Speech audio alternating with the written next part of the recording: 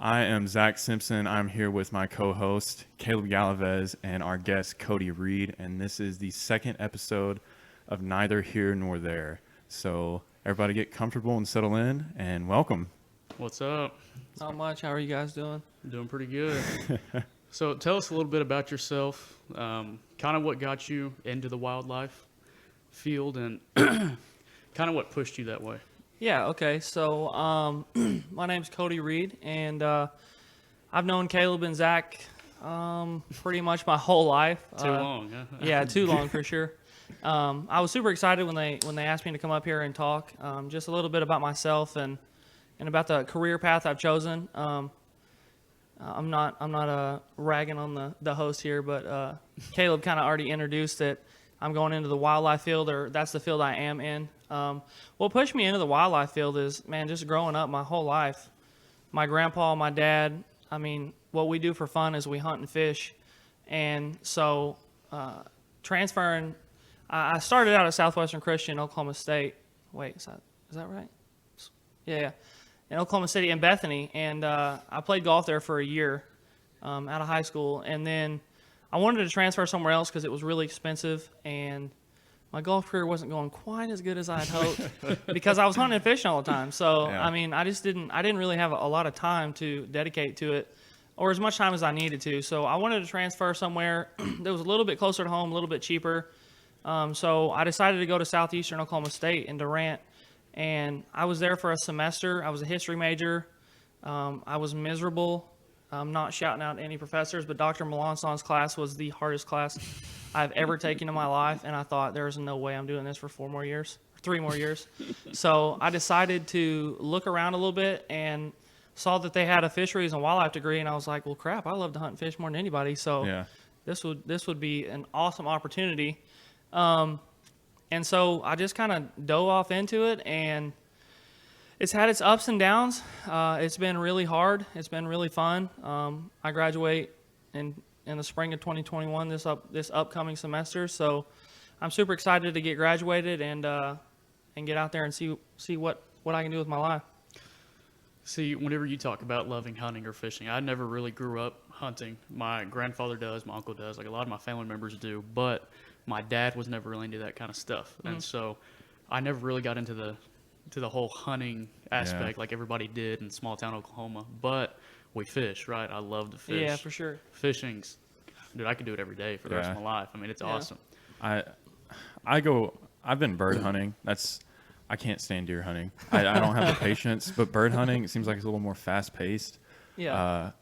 Didn't I go duck hunting with you that one Yeah, time? man, it was me, you, and I remember who it was, but just not to get too personal. But yeah, it was That was it was something. It was I had a blast. It wasn't a great duck hunt, but no. it was a lot of fun. It was hilarious to have you out there for sure. Yeah. What did I go out there in, like 10 overalls? I Yeah, think? But I blended into the bank of the did. pond. You It did. worked out well. yeah. No, I like bird hunting because I love dove meat and duck meat. Yeah. And people claim that duck meat is too gamey. It's disgusting. You don't like it? I'll probably the only thing I love to do more than duck hunt is turkey hunt, and duck is just, man, you have to have an acquired taste. But I've got some buddies that are big time duck hunters that I've become friends with down there through the wildlife program, and they love it. And they said that I haven't had it prepared properly. So Yeah. this year we're gonna give it another shot. But man, it tastes like chicken liver, man, and that's just ugh. I'm a texture guy, and Yeah, I'm a holy big cow, texture guy. it's gross, man. If it don't feel right, I ain't eating it. That's I ain't right, gonna lie. yeah. How do you usually clean it, or have you ever cleaned it? No. Every time whatever we kill, we clean. But Whitney's grandma loves them, so it's like Whitney's my wife, by the way. Shout out. But yeah, her grandma loves them. So if we kill a big mess of ducks, we just clean them and take them over there Right. to her, and her and CL go to town on them, man. I remember growing up, we would always, people would either give us deer or Yeah, a that's the cow same was way. hit on the road. Yeah, You yeah. know, I was in the middle of winter. My dad would wake me up. It's like, hey, we got to go clean something. We'd go, skin it out there in the middle of the night. my hands are freezing. It's pitch black. You just using a flashlight. Yeah. And we let it hang for a day or two, depending on how cold it was. For sure. And then we'd throw it on ice, and we'd let it sit on ice for like at least 3 days. Yeah, man, get I that believe. good crust on it. Yeah. That's the let all most. That's the most Elmore City thing I've ever heard. Yeah, my dad woke me up. Somebody hit a cow, so we went and cleaned it. And, Well, I mean, we threw it on ice. We ate that sucker. that was a lot of meat, man. No, I 100% agree. That's I probably would hilarious. have done the same thing. Yeah, And super funny. I really think it's how it tastes is how you clean it. Yeah, for sure. I mean, I've eaten wild pig, Mm-hmm. and you can clean it to a certain extent, but just how they live and what they eat, Oof. it's like tough, it's yeah. hard to get that meat tasting really good. And Yeah. you even if it's cleaned really, really well, I can still kind of taste that gaminess in it. Yeah. It's like, See, I y'all, don't know. The smaller pigs taste better than the bigger Right. pigs, but Haven't eaten as much crap for as long. yeah. with catfish, see, I like catfish. Yeah, I love but catfish. You can taste when it's dirty at the same time For sure. because they're on the bottom eating whatever. They don't care. They just eat Actually, yeah, for sure. whatever. Yeah. So I'm not.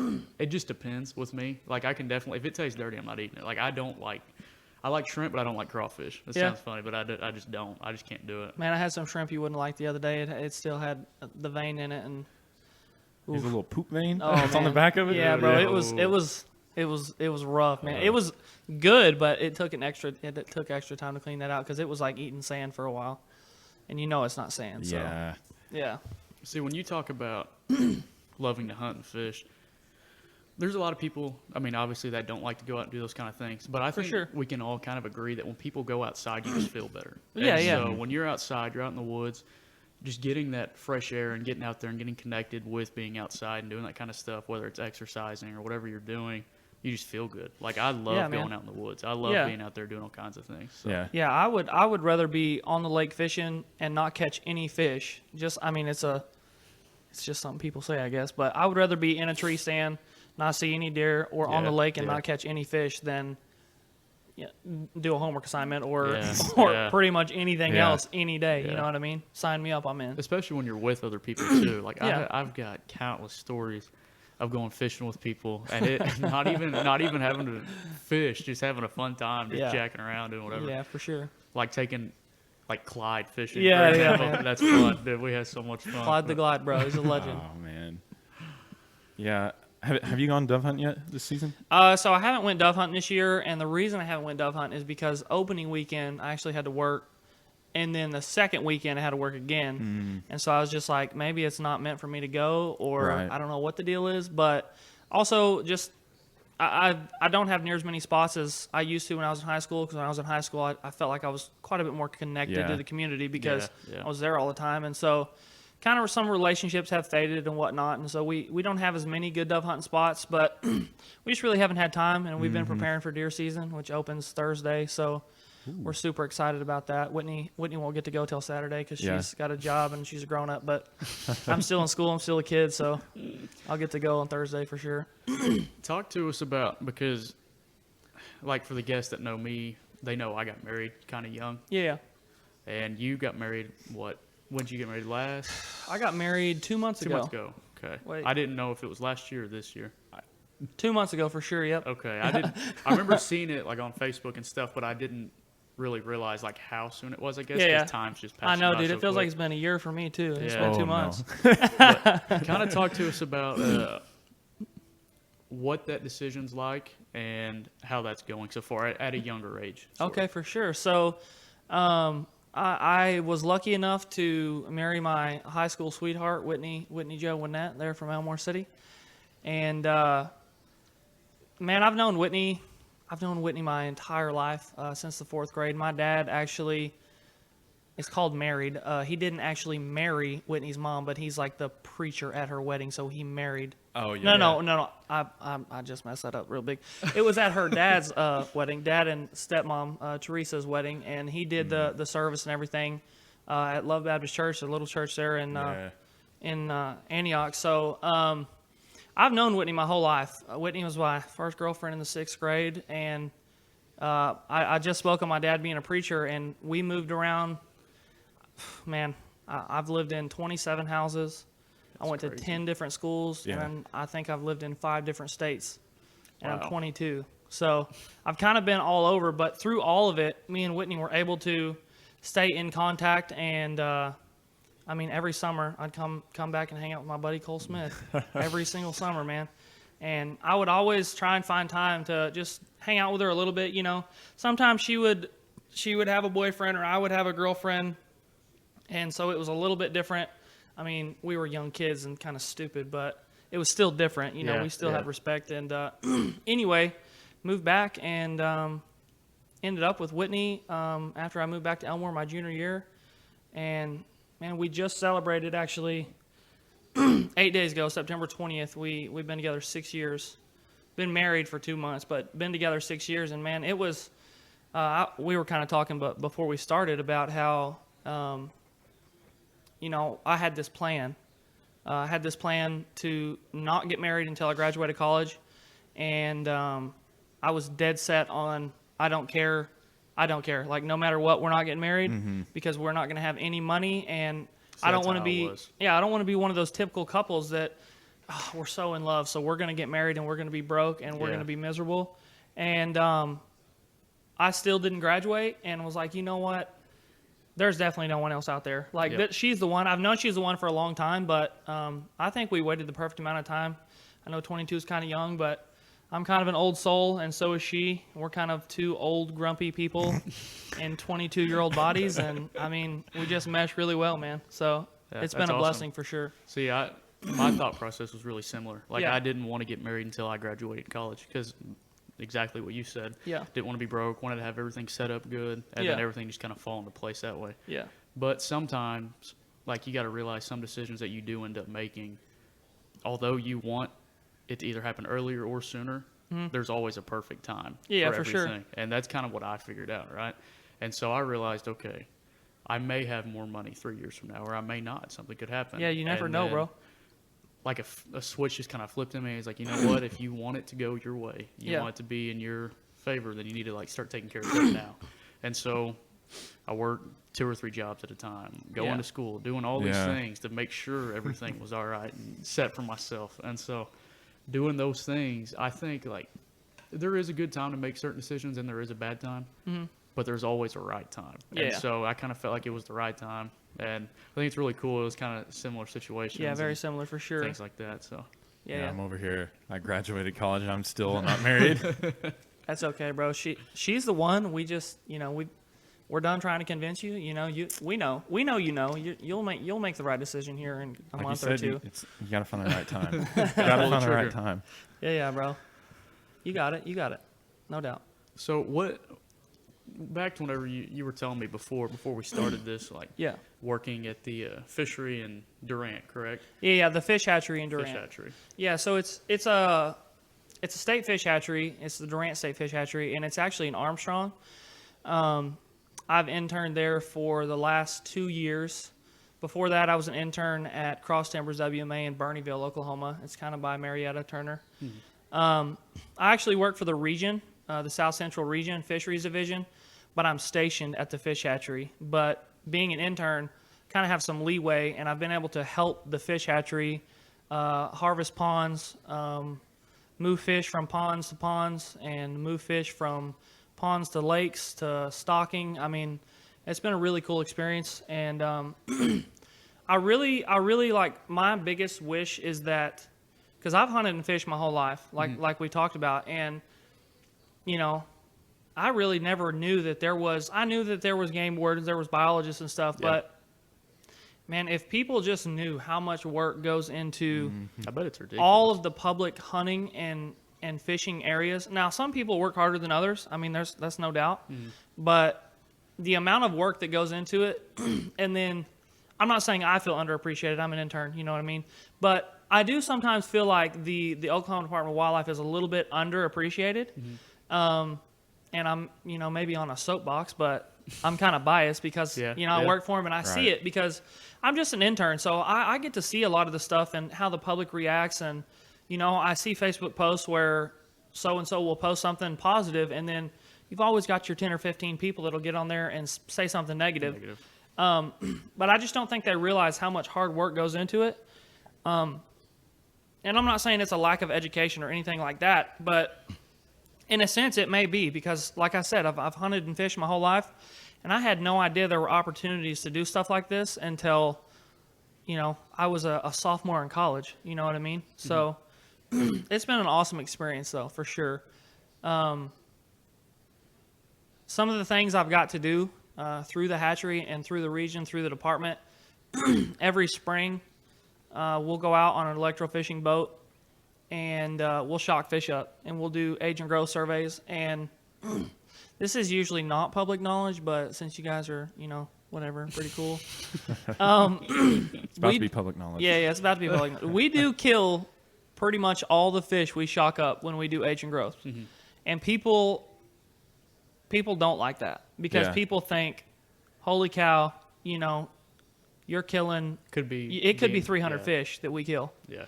But it's age and growth, so we take them, we measure them, we weigh them, and then sometimes we'll pull otoliths, which is it's like an ear bone, and you look at it like almost like the trunk of a tree. You got to set it out for a few days, and there's a lot of stuff that goes into it, but I'm just giving you the short round. And then you look at it through a microscope, and it's got rings on it, and it almost looks like a tree trunk, and that'll tell you how old a fish is. And I didn't know that. Yeah, no, I mean, I didn't know that until last summer. And so there's just so many cool opportunities. But electrofishing is definitely one of the coolest things I've got to be a part of, because it's just, I mean, it's crazy, dude. You're going along the bank and you're shocking up, and there's fish floating up everywhere. Right. And you're like, man, I'm going to come back here and fish. Yeah. Which obviously we're taking them out of the water. But then sometimes we'll go along a bank that maybe I fished there last week and caught a fish or two, and we just shocked up 150 fish in 200 yards. That would frustrate me. Oh, man. Dude, I would get frustrated, especially if they end up being big. Yeah, we go to lakes like Arbuckle and stuff where there's a lot of big fish. That's awesome. We don't keep all the big fish, just because there's not a ton of big fish, but there's exceptions. You know what I mean? Right. But it's been super exciting. I mean, I've got to do a lot of really cool stuff, and super blessed for sure. Have you ever shocked up a huge fish? So, no. I mean, the biggest bass we've ever shocked up was a little over 8 pounds, that's big. Wow. Yeah, that is big. But they have some pictures that they've taken. Again, referring to Arbuckle, which is in the Davis Sulphur area, but it's probably the best big bass fishery in the state, without a doubt. Yeah. And they've shocked up a couple 12-pounders, 11-pounders, 10-pounders throughout the years. It's on a 3-year cycle. Mm-hmm. So we shocked Arbuckle this year. Okay, I actually may have just lied to you. I don't know. I'm pretty sure it's a 3-year cycle, just like our stocking. But so we don't shock every year, but we did a blue cat survey 2 weeks ago on Lake Texoma, and we shocked up a 44-pound flathead, which that's pretty big. I mean, that's not huge if you're a big-time cat fisherman, but it was pretty cool to try and net that thing in a little net, trying to flip it up in the boat. It's massive. But so there was something I saw, and I think it may have been on Facebook, but I think it may have been a while. I think it was actually, I'm not going to say what page it was because I'm not 100% sure. Yeah, but sure. It was something to do with the bass in Arbuckle having a Florida strain. Yeah, so at the Durant Fish Hatchery, which is where the fish for Arbuckle come from, they're 100% Florida strain bass. Because they're genetic, they get bigger faster. They get bigger, Well, yeah, I mean that's the science behind it. Is they get bigger faster. So if we stock 100,000, which is what we typically would do, we stock 100,000 Florida strain bass in Arbuckle. That just raises the potential for there to be huge fish in there. Yeah.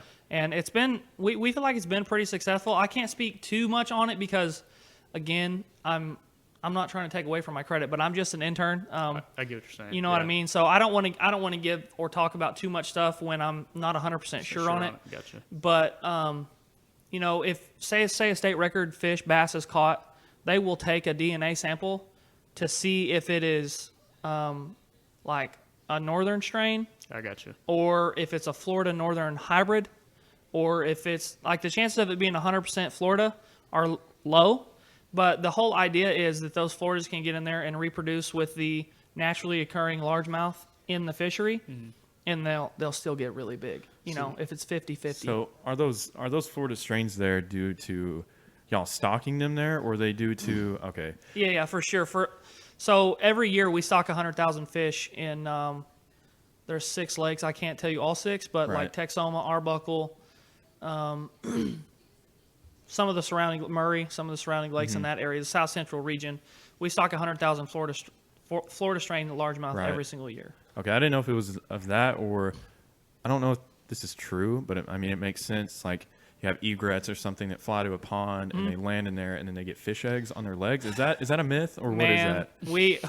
we've had some heated debates in Dr. Patton, he's like the head fish professor, I guess you could Right. say. He teaches a lot more than just ichthyology. He teaches all kinds of stuff. He's a genius. But we've had some heated debates in his class and even a different professor's class about whether or not that can happen. Right. And I don't really think anybody knows.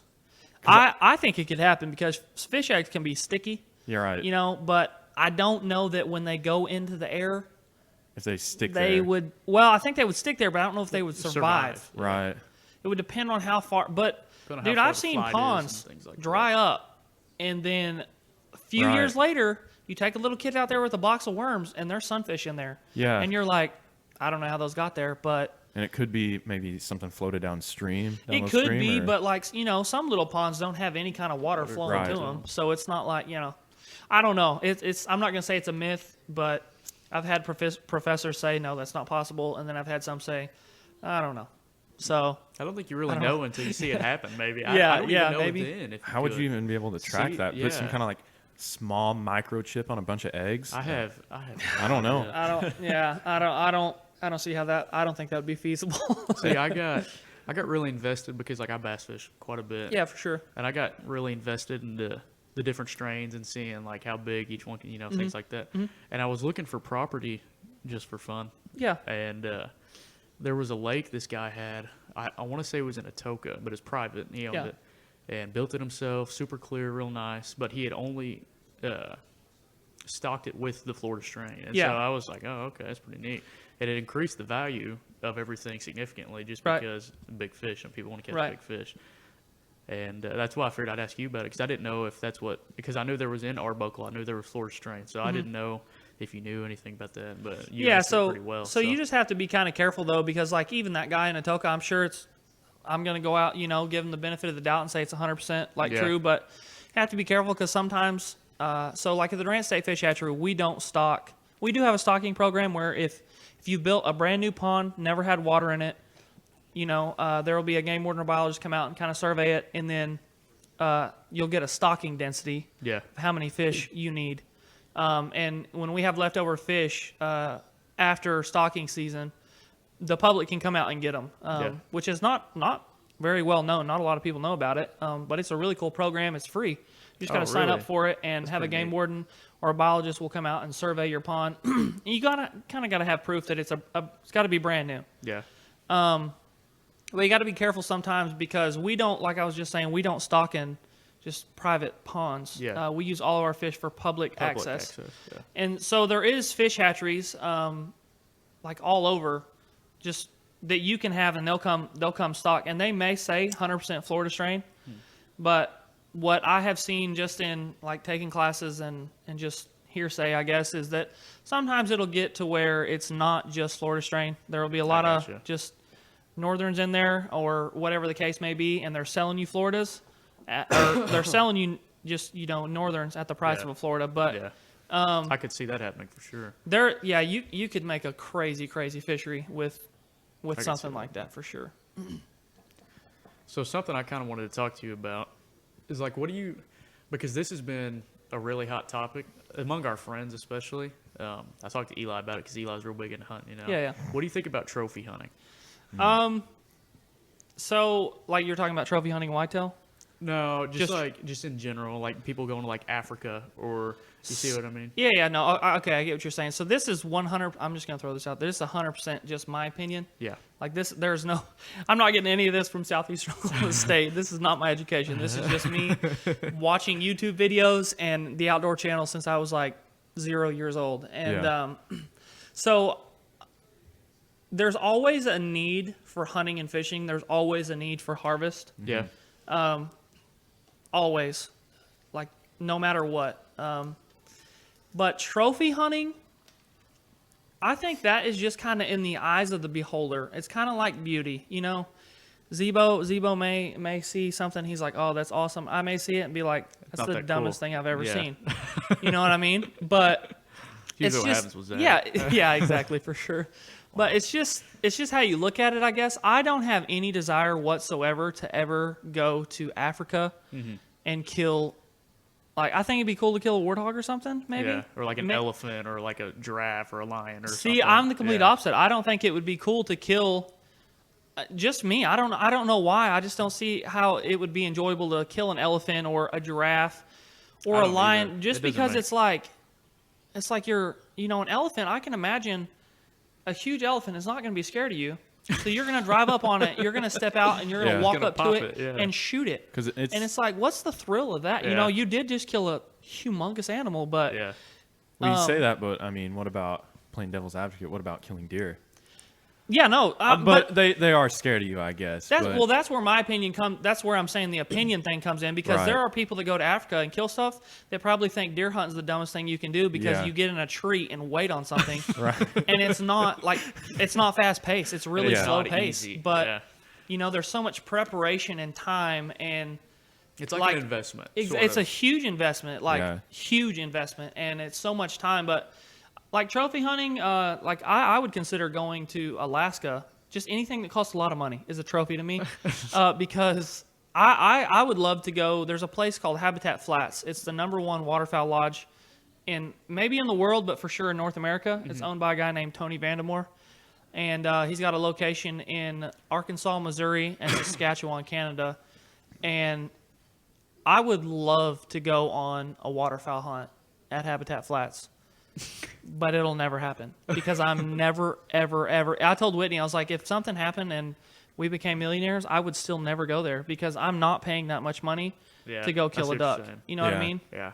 And some of those, which, like I said, I'm not entirely invested into hunting. Yeah. But I do understand that some places where you can like pay, I guess, through guided hunts and things like that, Yeah. you have a better opportunity to see something bigger versus if you own land down here and Yeah. you don't know what you're going to get. It's kind of like the sometimes. high fence. It's the Yeah. high fence debate is what Yeah. it is. Like, because you can have high fence game ranches where they know exactly how many deer they have. They Yeah. know exactly how many bucks they have. They know how big their bucks are. Yeah.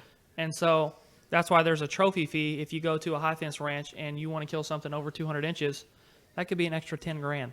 Yeah. You know what I mean? See, I really want to get into hunting. Yeah. Like I do. I don't want to say I don't have the time. Yeah. Because that can be kind of a lie. I Yeah, do yeah. have the time. You have time for most things if you just make time You for have it. to right? make time for it, for sure. So I really do want to get invested into that. Yeah.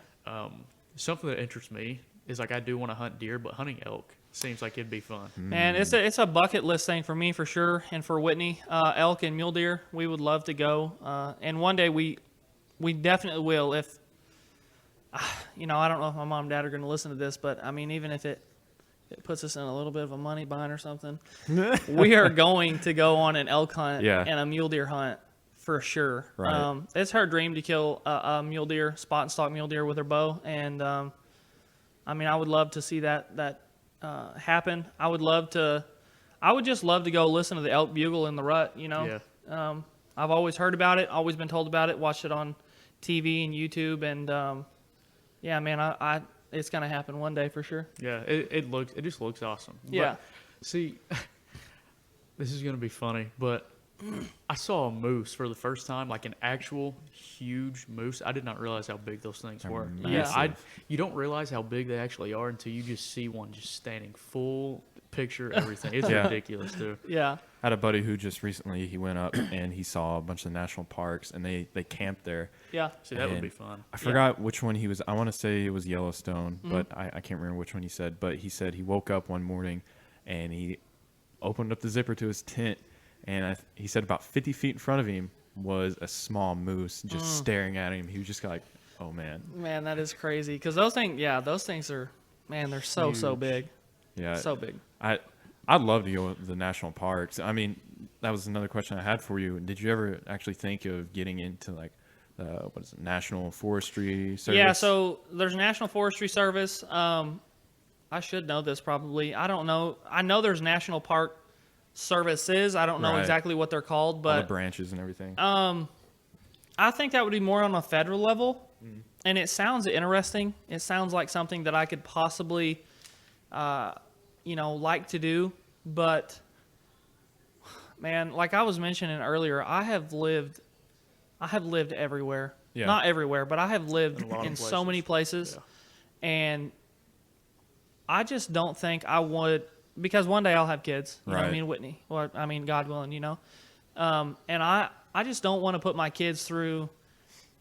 If we want to go to grandma and grandpa's house, if my mom and dad's house or her mom and dad's Right. house, I don't want that to be like, well, we got to wait till summer vacation and I'll Yeah. take 2 weeks Let's off. make a trip That's out of it. true. Yeah, exactly. Like I just want to, I just want to be able to load up and just drive. You know what I mean? Drive to their house and see them, and because I don't have any like malice or anything towards my parents that Right. because my grandparents passed away when I was a junior and then a senior in high school, and it was kind of all of a sudden out of nowhere. Right. And so I just felt like when that happened to me, it was like, man, I'm not doing like You don't want to put your kids in this that won't position. happen. And I'm not blaming my parents at all or in Yeah. any way, because I have a lot of faith, and my dad being a preacher, that was just God's plan for us. We were where we were supposed to be, Right. and we moved back when it was time, and we moved back at the right time. It's unfortunate, but I don't want my kids, and I'm saying all this, and God's probably up there, like, well, we'll see. You know what I mean? Yeah. He's probably got a huge wrench he's about to throw in my plans. Yeah. But That's usually how it works. You that's make exactly plans how and it God works. laughs. Yeah. Yeah. Exactly. Yeah. Well, yeah. No telling, man. But it is interesting to me. But man, I wouldn't want to move that far. You know what I mean? I definitely think it's a job for someone who's single and just ready to travel or Mm-hmm. see different things. Because I knew a girl in college. That's actually what she does now. Yeah. I forgot what state she works in, but she's always posting on social media of her just staying in a cabin in the middle of the woods Yeah. by herself. And I thought, man, it'd be so cool. Or just go to, even be like one of those people that does a fire watch for so many months. Yeah. I think that would be interesting. See, those Yeah. are pretty neat. They get them the giant towers and stuff. That's pretty neat. But I mean, you got to pay attention to what you're Yeah. doing. though. Yeah, for It's- sure. You can't just be yourself in bumming a bind. around, Yeah. But it would definitely give you time to reflect on yourself. You know, Yeah. as you mentioned in the last podcast, a lot of self-reflection. That's something important to me, dude. Self-evaluation, self-reflection.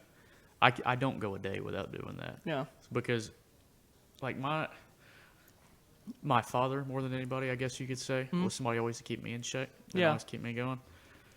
And when you move out, you get like a sense of freedom. I Yeah, guess. for sure. And that's why a lot of kids will end up partying and turning into all that stuff. But for me, it was just time to grow up, I guess. Yeah. And so, like, you knew me in high school. I was goofy, Yeah. jacked around all the time, whatever. But once I moved out and I got on my own and did all those things, it was like, if I didn't self-reflect, I could see myself straying off the path of like going to just do stupid stuff or blowing money or doing something Yeah. that I don't need to do. Yeah. And so, back to what you were saying, you spend so much time in isolation or maybe up there in that watchtower. You never know. Yeah. When you don't have time to sit there and think about what you're doing or how your life's going, or if you're on your path to going where you're going, that's when you become off your path. To me. Yeah. And Yeah. so that stuff's really important to me. Yeah. Definitely.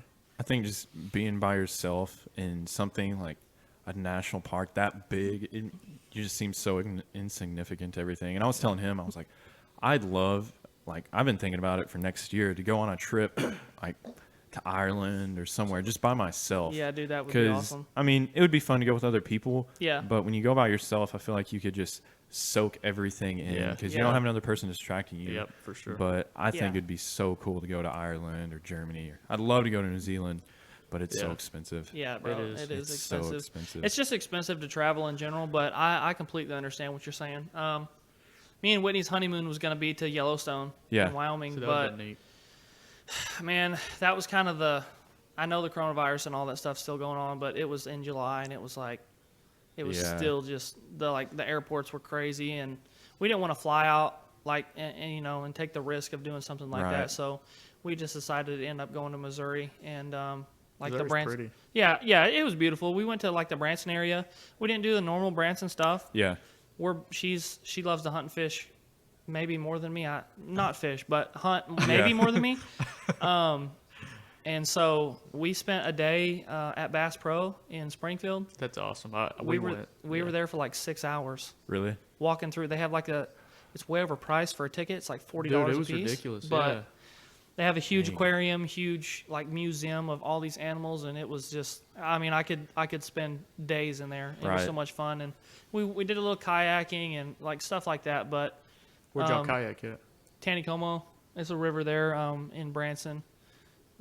Comes out of Table, I think it comes out of Table Rock, and then it was fun and all, but we will definitely be making a trip to Yellowstone because Miss Wright and her husband went to Yeah. Yellowstone Yeah, I saw that the on exact Facebook. same time. Oh, that we really?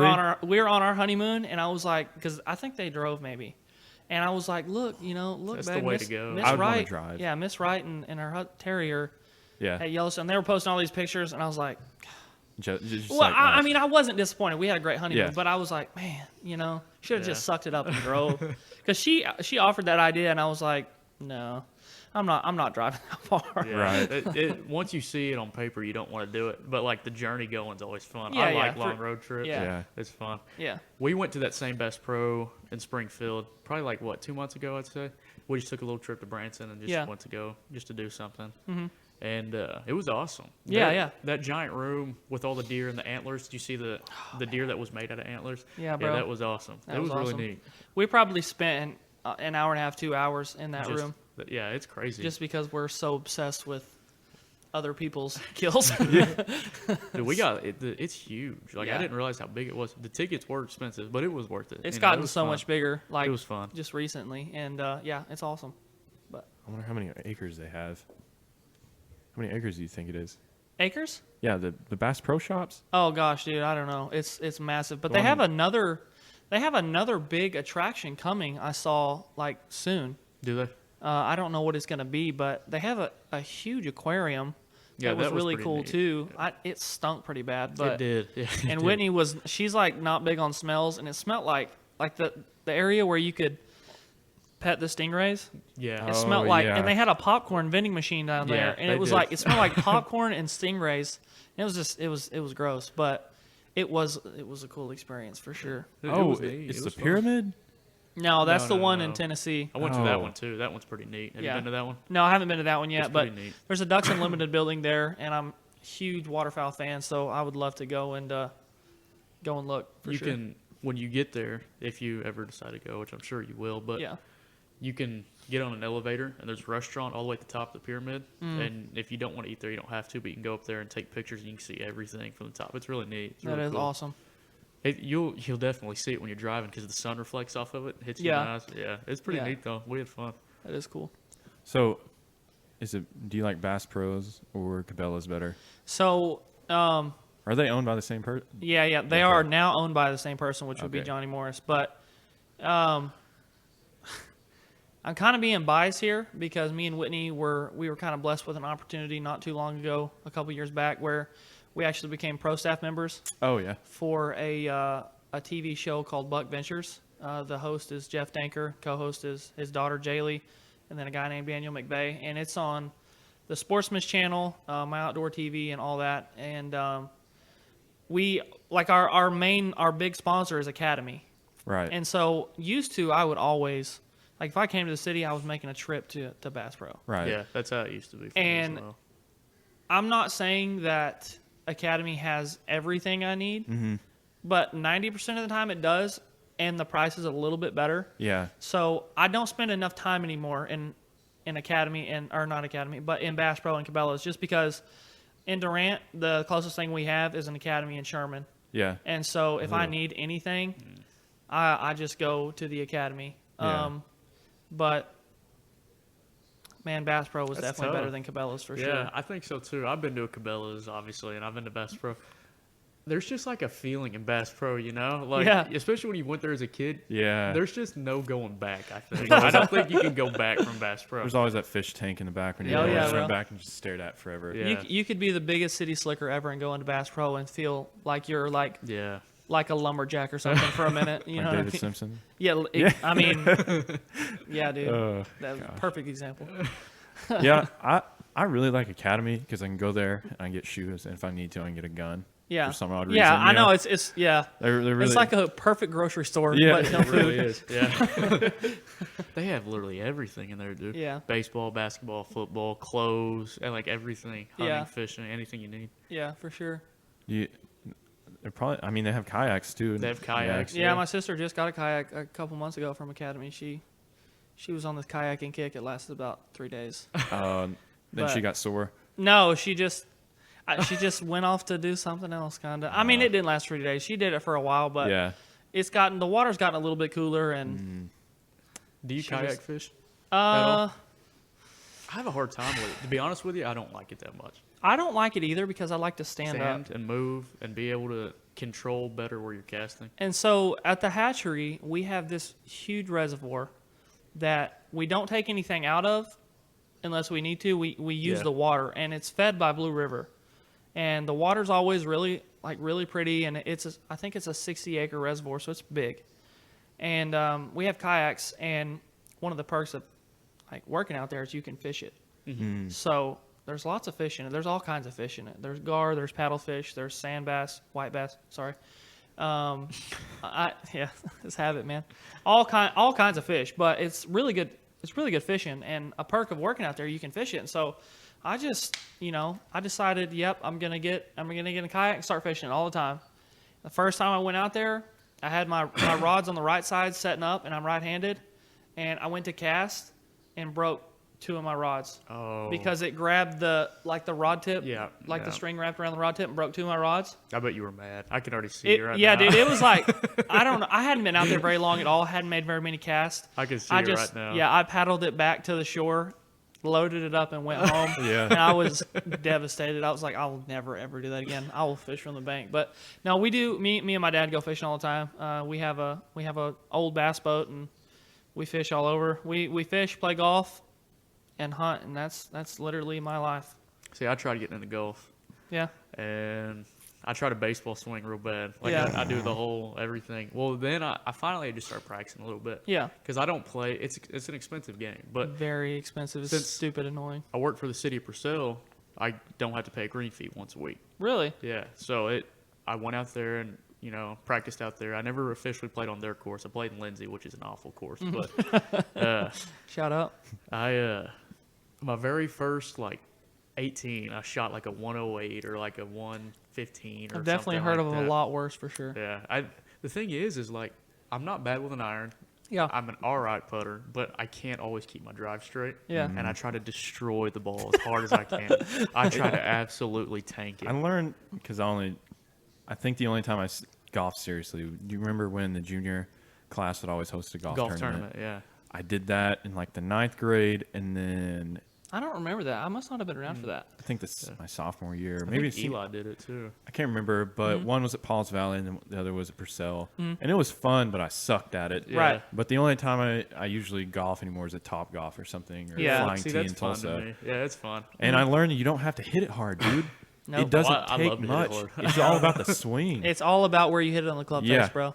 Yeah, and Yeah. sometimes I can just get it straight on. Most of the times it's shanking to the left or right. See, I can actually hit it pretty hard. Yeah. I just towards the end, it'll slice. And Right. So it'll 'Cause you're a carry. baseball player. Yeah, and so this isn't good, but my furthest drive was like 280 maybe. Yeah, that's not bad. And I went to they have markers on the Yeah, driving range and yeah. stuff in Purcell, so that's where I kind of saw it go. But I don't know, dude. It's something really fun and takes a lot of concentration. Yeah. And you get into it, and it's competitive, Yeah.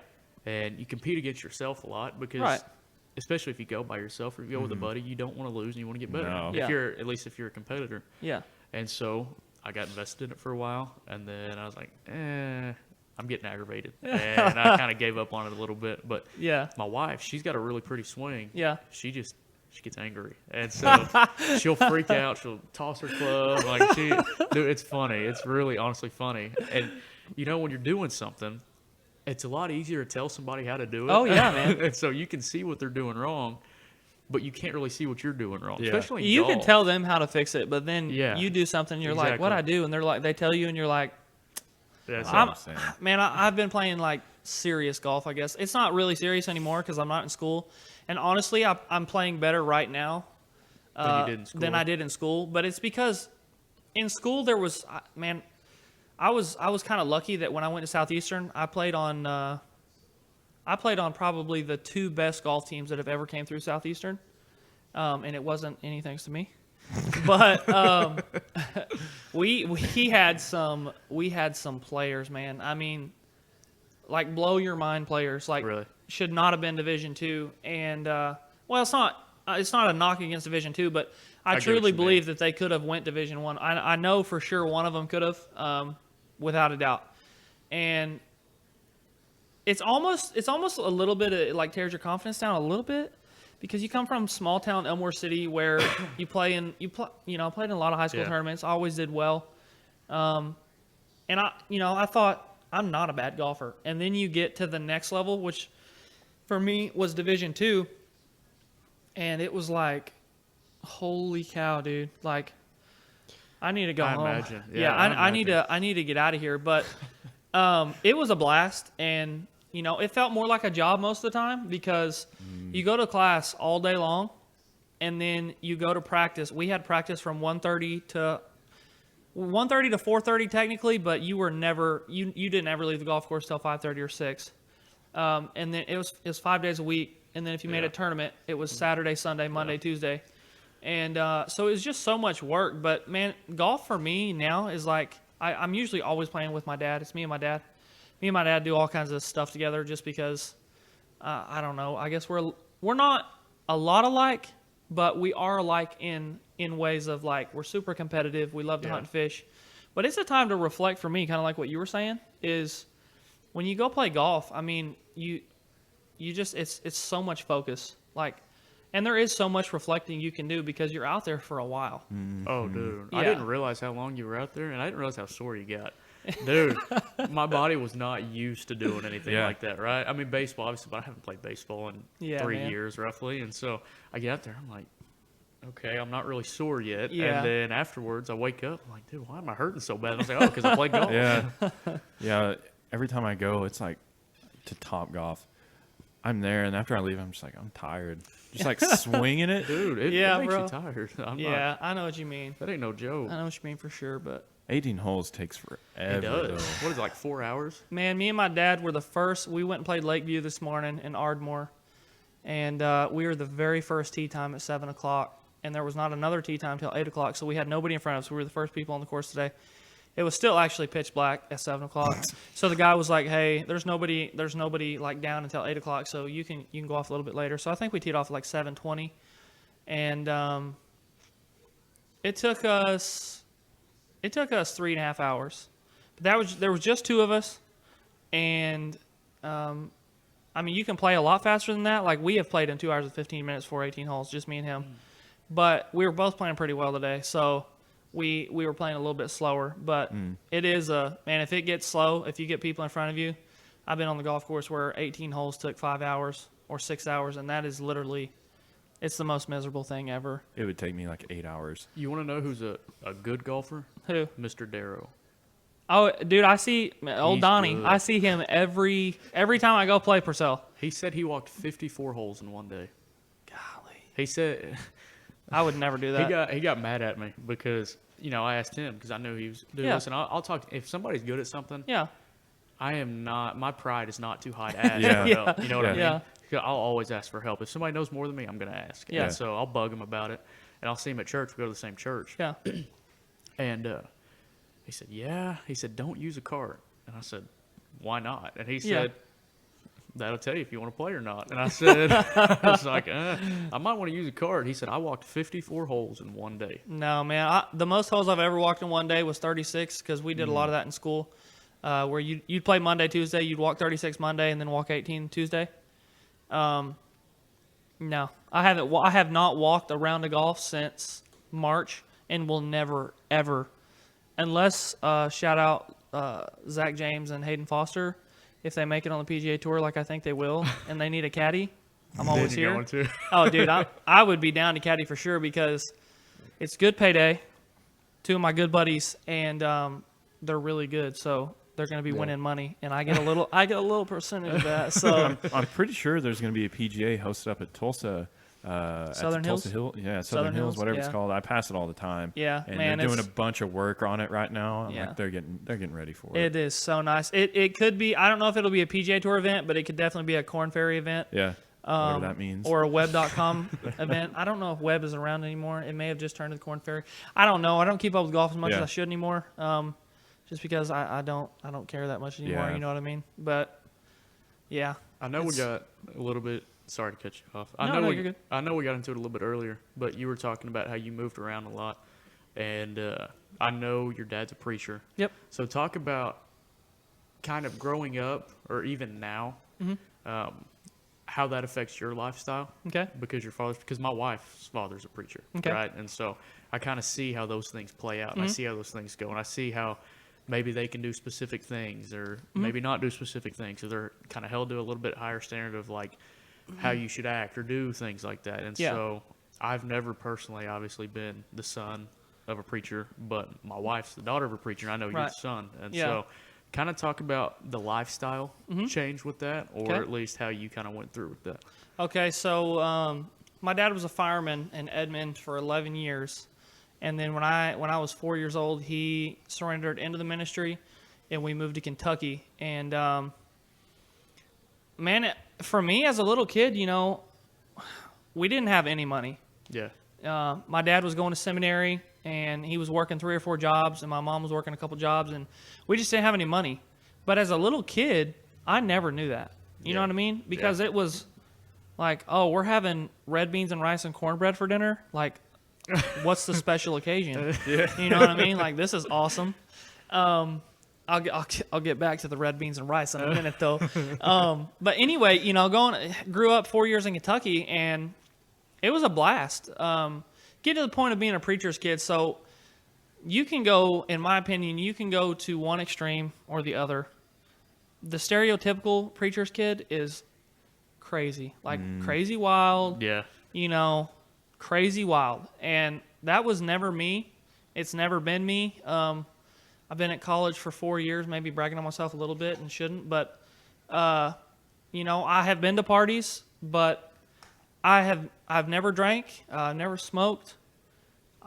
And I enjoy going to the parties where a lot of that stuff's going on to just hang out with my friends. Yeah. And maybe they enjoy doing that, but I'm not going to do that. You know what I Yeah, mean? I see what And you mean. growing up, I've always been taught don't surround yourself with things you don't want to do, because eventually one day you might fall into it. Yeah, I believe in that. And I believe in it too, to an extent, but I also think it depends heavily on the person's personality, because, man, I just don't have a desire. I Yeah. can't tell you the amount of times. Every time I walk into one of my, I'm not going to call his name out, but because I love him to death, but every time I walk into his house, he offers me a beer every single time, and he knows I'm going to say no every single time, and he still offers me every time. He's like, one of these days you're going to say yes, and I'm like, no, I'm not. Yeah. Like, and I think deep down he knows, but anyway, I just think there's one extreme, and then there's the other. My brother was a little bit more on the wild. He wasn't extreme wild, like nothing crazy, but you are held to a little bit of a higher standard, because if you make a mistake, everybody's like, that preacher's kid, what's going on in the preacher's house, you know? And it's like, there's a lot of blame, you know, and there has been stuff in my life where maybe my dad does something. This is just me kind of venting, I guess, a little bit. But maybe my dad does something within the church, and, you know, somebody gets mad at him, and then, like, the whole family's affected by it. You know what I mean? I see what you mean. So I think it makes you more of a unit, because, like, it makes me mad. You know what I mean? It's like, Yeah. I love my dad, and I'm proud to be associated with him, but not every decision he makes, you know what I Is mean? your Like, I decision. didn't make that decision. I'm not the preacher. Yeah. You know what I mean? Don't be mad at me, man. You know, like, that's I didn't do that, you know. But I do support what my dad does. If my dad makes a decision, you know, and maybe I'm like, oh, Dad, why'd you make that decision? If we sit down and talk about it, I may not always agree with it, but I'm gonna go ahead and support him anyway, because, you know, that's It's my dad, place. yeah. Yeah, that's my place. But I've loved being a preacher's kid, man, because it instills something in you that a faith and kind of a drive, because you get out into the real world, like especially my degree, fisheries and wildlife, where everything is science based. I don't have a professor that believes in God that I know of. Yeah. They're all it's science. If you can't prove it, it's not real. Yeah, that's And how it is. A lot what's of crazy places. is most of them know Scripture more than all the Christians that I know. They can quote tons of the Bible, and in my opinion, they just take it out of context. But they're students, you know what I mean? And so you get out there in the real world, if you don't have something to stand on and to believe in, I think you can very easily get led astray. And I've had to keep my guard up. Not so much with friends. I've been lucky in that aspect, because a lot of the friends I surround myself with were on the golf team or fishery and wildlife students that came from small towns like me, grew up in church. Maybe not to the extreme where, growing up I didn't miss. I can count on one hand how many times I missed a Sunday or Wednesday service growing up. You know what I mean? As an adult, I make the decisions of whether I get to go to church or not. You know what I mean? Yeah. And so it's different in that aspect. Sometimes I have to work on Sundays now, which drives me nuts. But yeah, I've loved it. I wouldn't have traded it. The only thing we talked about earlier is not getting to see family, man, as much as I wanted, because growing up, man, my grandpa was he was for sure my best friend, and I know it's weird to say, it's like, oh, he's your grandpa. If my buddy was like, hey man, you want to hang out, or my grandpa was like, hey, you want to go fishing, I'm going fishing 100 out of 100 times. Yeah. And it's not just because he's my grandpa. I wanted to hang out with him. You know what I mean? Yeah. Everything that came out of his mouth was like words of wisdom, know? You feel that a lot with grandparents. With grandparents. And it was just like, so that was the only aspect that, we kind of talked about a little bit earlier that kind of sucked. But I've been very blessed to be a preacher's kid. I've got to see some crazy cool stuff. I know people in so many different states and so many different walks of life, and got to experience some really cool stuff that not everybody gets to experience. But there are certain standards that you're held to that maybe aren't fair, but life's not fair, so just suck it up and get going. You know what I mean? Yeah. That's just how it goes. So I read a book for a class. Okay. And it's called God and Man at Yale. Okay. And so there's this guy named William Buckley, and it was in the 50s, written in the 50s by him. Okay. And he went to Yale, obviously, and he kind of talked about how, after World War II, things were changing. We kind of had to change the country. And while he was at Yale, he started noticing, because he was really religious, really conservative, really religious, and he started noticing the schools, especially with Yale and these other schools, they were implementing into their teachers or professors, I guess, studies and how they taught the class that don't push people towards religion, or don't push people to certain free thoughts or things like that. Yeah. And so I think you can see that now a lot too, because after reading that book and then comparing it to some of the professors I've had with religion, they're like, oh, not possible. I haven't had one professor come out and say, I believe in religion. And I know it's controversial now. I don't like that. But at the same time, because you should have freedom of thought or freedom of speech, whatever. Yeah. But after read, you should try to give that book a read. It's really good. Okay.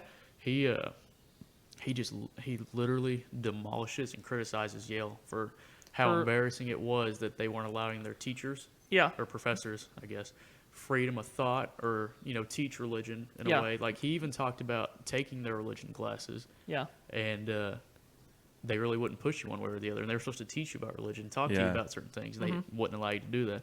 So, when you talked about, you haven't had a professor like that, made me think about it. And I have to agree with you on that, because I've had a lot of professors that will not say it and they will not talk about it. So. Yeah. You think it's because the college is like, no.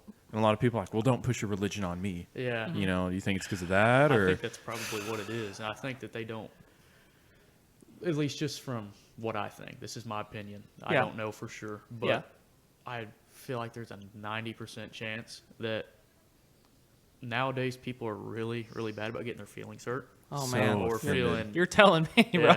Feeling left out or feeling attacked for some reason.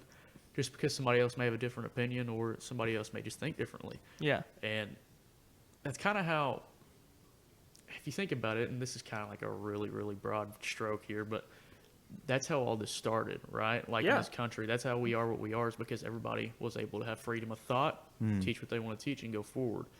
And so taking that away, especially in the lives of college students or high school students, whenever they're developing at their peak Yeah. and they're learning new things at that time before they're out in the real world, taking the opportunity away from them to where they may not learn religion at home, or they may not have a church to go to, or they may not have any education whatsoever on religion, I think that's not okay. You know what I mean? Yeah. So I don't like that, and I agree with you on that. Like, I've never had a professor come out and say, this is what I believe, or anything like that, because I honest to God feel like they may lose their job, or Yeah. there could be a repercussion of some sort. You never know. Lawsuits. Yeah.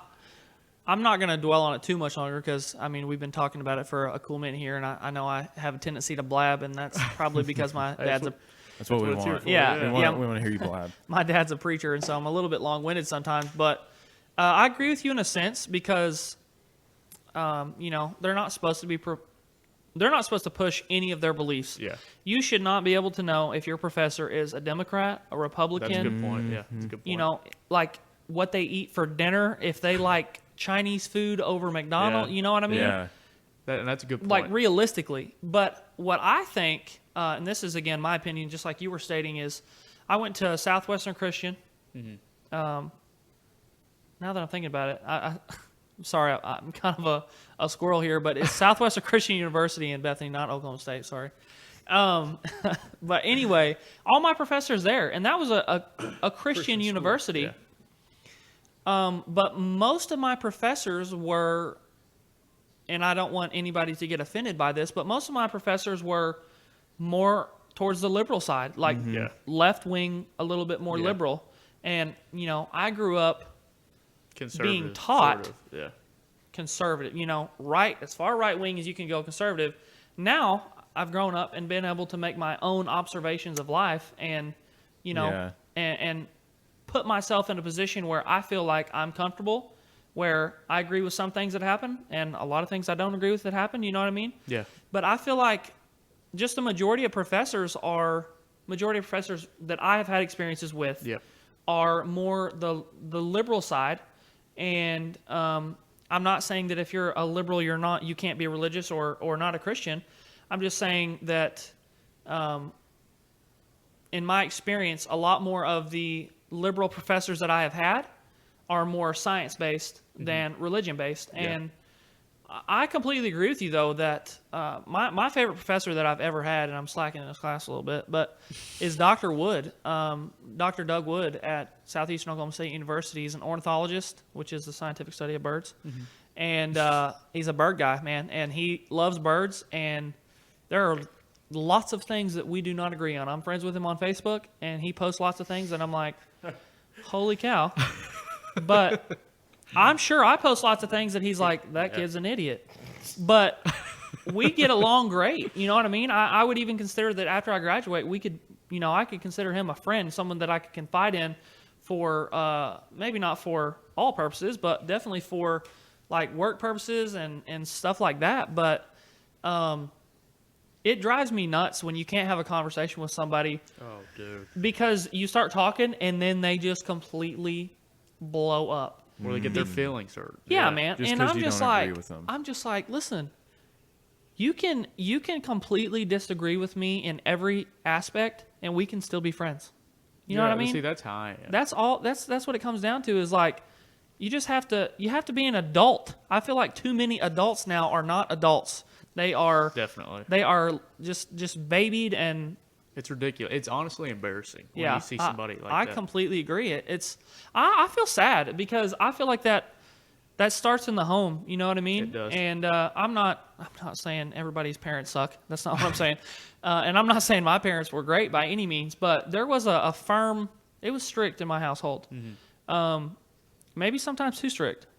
But there's nobody in my family. My sister, she's a girl. Maybe she gets her feelings hurt a little bit more than I would. Yeah. But she's a girl. Yeah.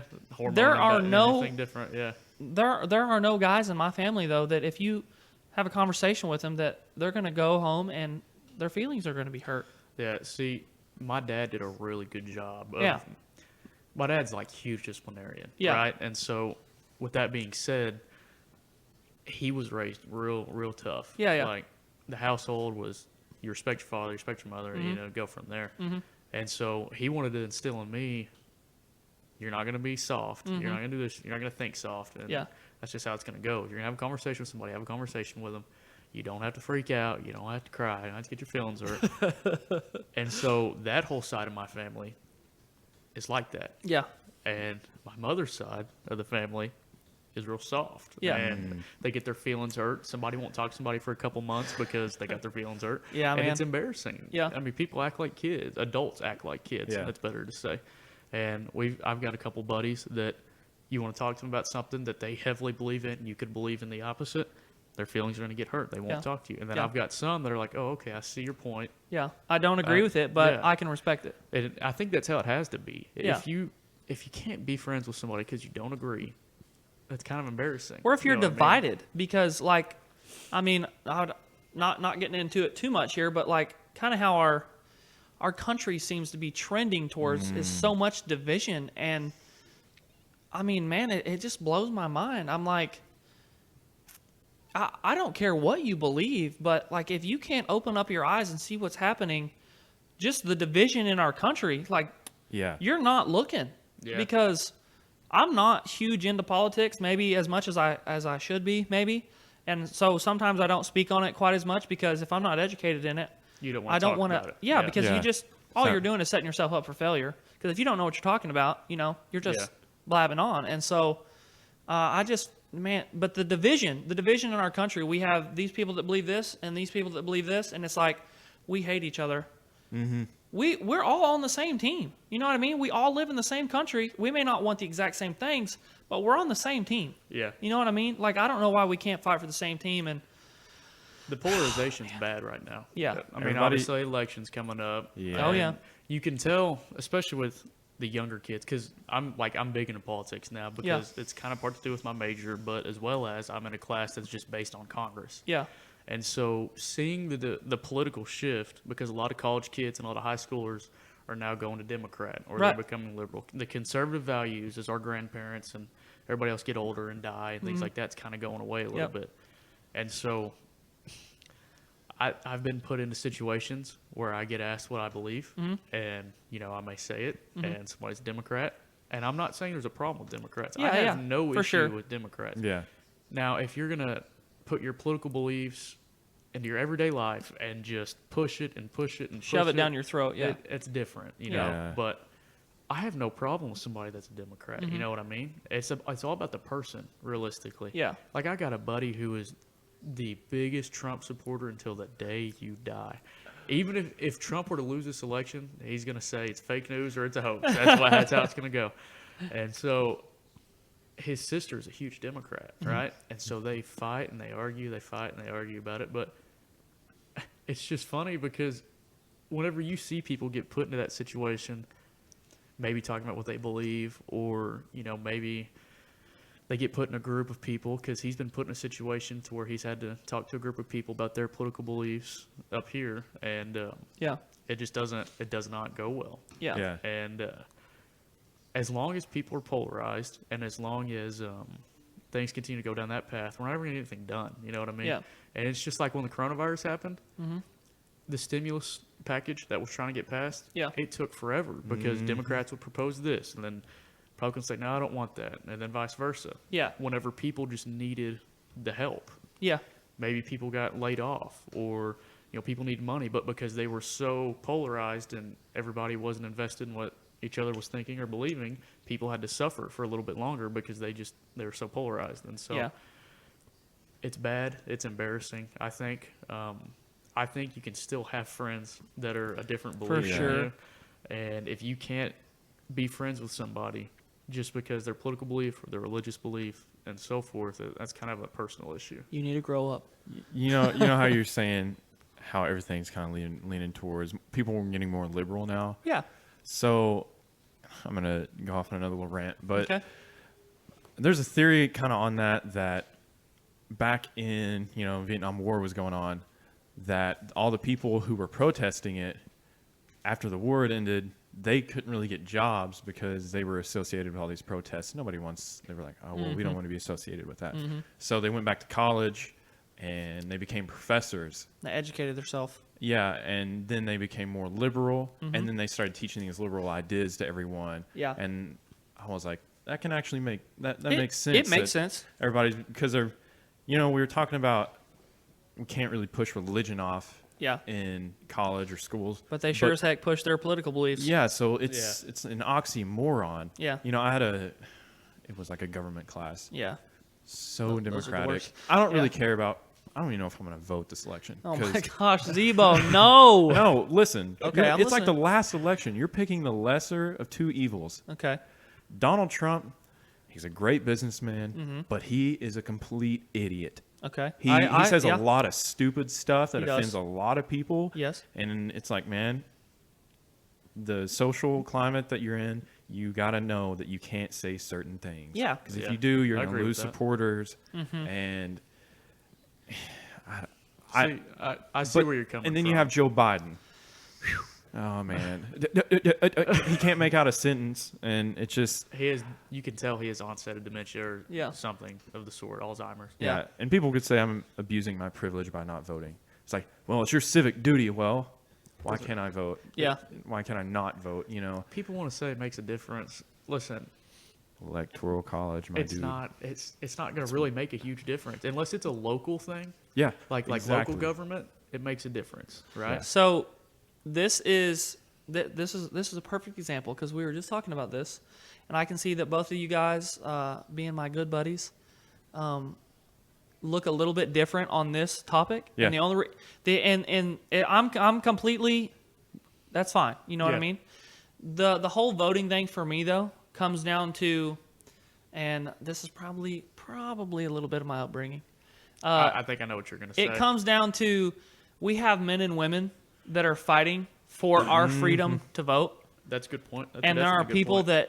that go and lay down their lives. a good point. We're not in war, but there are still people that die and go and lay down their lives and fight for this country. Yeah. And as long as there are people doing that, because I'm not one of them, you know what I mean. But my brother was deployed.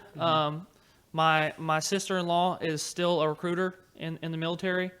And as long as there are people fighting for our country and laying down their life and sacrificing their time to go and fight for our country, I feel like it is my duty to do so. to vote. Right. I agree with that. You know That's what a I very mean? good Yeah. point. Yeah, that's a And good point. and I understand where Zebo's coming from. You have to vote for who's gonna suck the least, but they're both gonna suck. Yeah.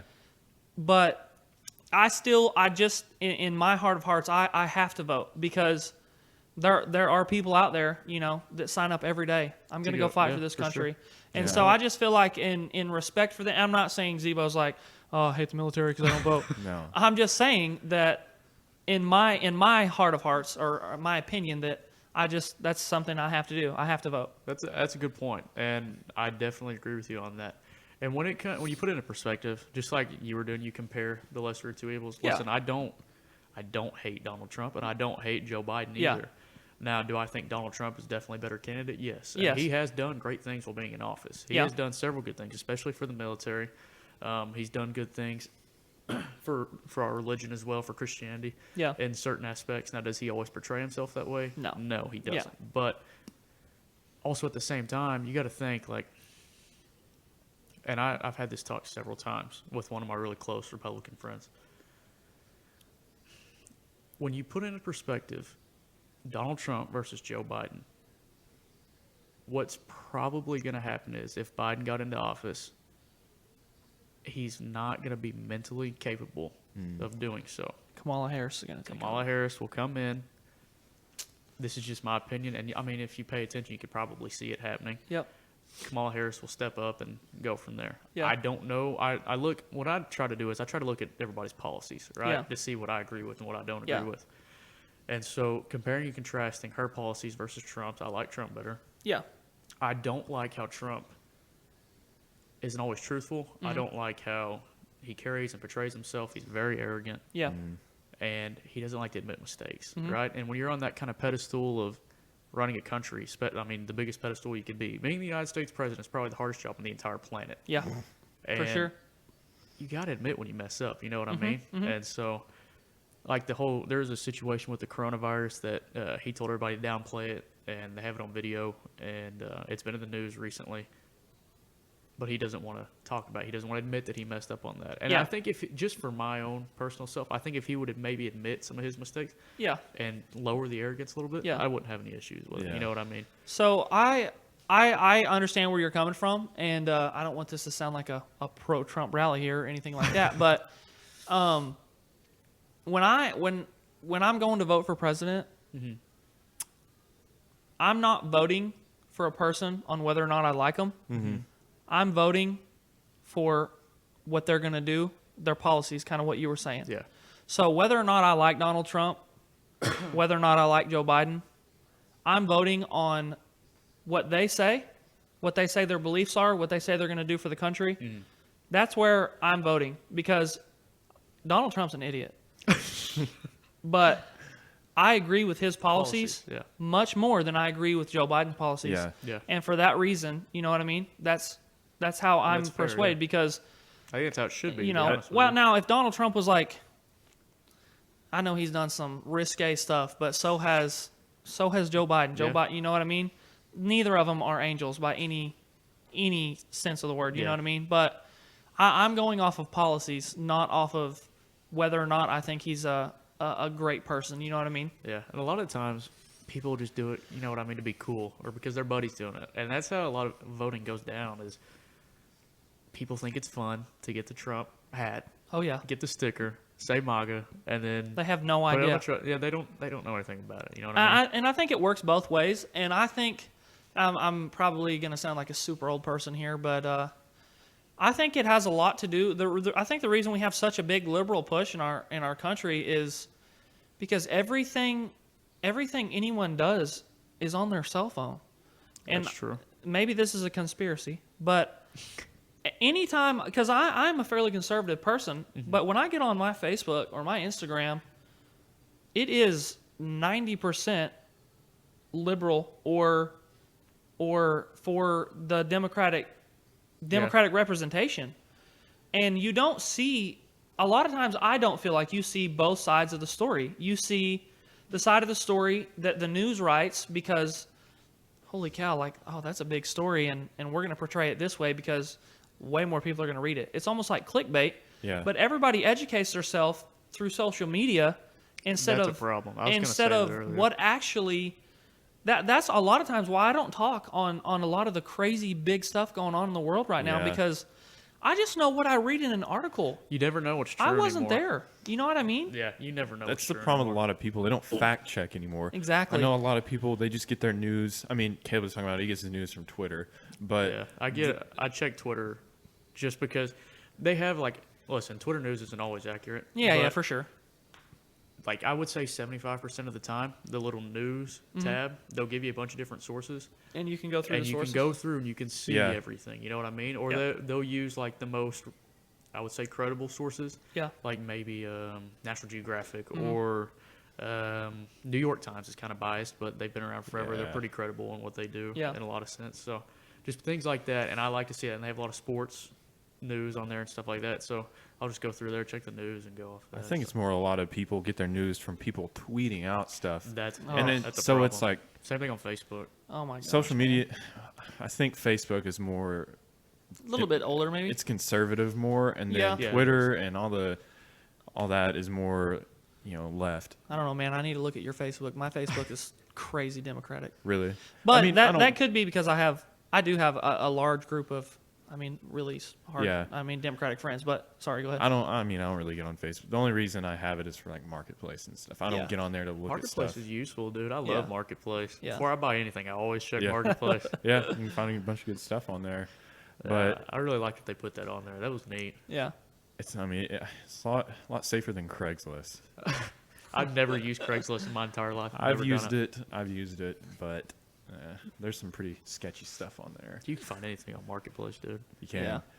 But I had a little like plastic, little bass boat, little 2-man plastic bass boat. Yeah. And there was holes all in it. Fixed it up, fiberglass patches on it, painted it. Yeah. And I got a free trolling motor. And, Nice. because the shaft on it was bent. I Yeah. just bent it back, and It was good to go. yeah, Yeah. got it working. And then I got an internship the summer after. Didn't use it, so I was like, I'll just put it up on Marketplace for sale. And a kid messaged me from I forgot where he's from. It's relevant, but he was like, "Hey, how about I trade you straight across for this Supernova Benelli?" Mm-hmm. And I was like, Was his name Cole Smith? no. It was I forgot his name, and I was like, "No, just how about that? And $100." Dang. Yeah, and You definitely came out on top, dude. I mean, he was happy You were with the telling boat. me that last night. I was like, You came "Man." out on top for sure. Yeah. That was not Cole Smith for sure. Me and Dad shot some skeet not too long ago, and I used it. I was like, "Oh man, Yeah. this is gonna be useful this winter." That is 'Cause awesome. I plan to go duck hunting again. Yeah, bro. I plan to You need start hit me getting up. into bird hunting again because Wing shooting's where it's at. It's so much fun. So it's just such fast pace. Mm-hmm. Keeps people interested. People that have low attention span, you know. yeah, like me. Yeah, exactly. I went to fast paced. we paid to go somewhere one time and it was a Milo field. Yeah. So many dove. Mm-hmm. So many. We were just set up everybody on different corner, Mm-hmm. just shoot. You can just hear gunshots all day. But it was a lot of fun. But I'm ready to use it this winter. Yeah. It's gonna be That's fun. exciting. Yeah. But back to the whole social media news thing. Yeah. I don't like what Caleb does is good, Mm-hmm. but there's a lot of people that don't form their own opinions. Yeah. They just get their Oh, opinions dude. from what people tweet, and they're like, "Well, this is it right here." Yep. Or And what they- their buddy says. and then they're Yeah. they're not open minded to changing their opinion whatsoever. It's like, well, this is it, and that's the only thing, and I'm right. So I think a perfect example of that is, which this is a little bit biased, but when you get like for Facebook, for instance, because I'm an old person and I get on Facebook a lot, I watch videos all the time, and every once in a while I'll be scrolling through, and it'll be videos of people walking around college campuses Yeah. Oh, yeah. I and know what reading you're talking about. quotes. And it'll be a quote that Barack Obama or Joe Biden. Now, why I'm saying it's biased is because I've never seen them actually read a Trump. right. Yeah. Trump. It's always usually more towards the conservative. But what I'm saying, just for an example, is they'll read a Joe Biden quote and they'll go around and ask 20 college kids, and the college kids will think it's a Trump quote, and they will tear it apart and say he's an idiot, and just ruin it. Like, I mean, smash it to the ground, and then they'll be like, that was actually said by Joe Biden. And then they're all embarrassed because they're Yeah. like because they had no idea, Right. because they're just believing what Caleb has said is what their buddies say, what all these like these personalities, you know, all these famous people, they, you know, whatever they say, that must be the truth. That's how Yeah. I'm going to believe. And they don't go form like what we said, form their own opinions. And I just think people don't educate themselves anymore. They No. just, because it's easier to just believe what you know, I'm just going to believe what Zebo says because I don't really want to go do any kind of Yeah. research Research at myself. all. And so it's just, I feel like we just have such a lack of education in our country. You know, and someone's probably going to listen to this and say, well, you're the most uneducated person I've ever heard of.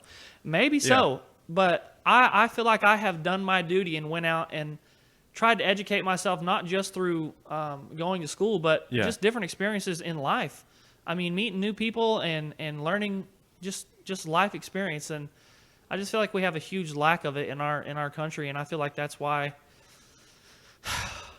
we are in the shape we're in, and it does not look like it's Getting going to any get better. much better anytime soon, which is sad. I think a huge problem now is laziness. I think laziness.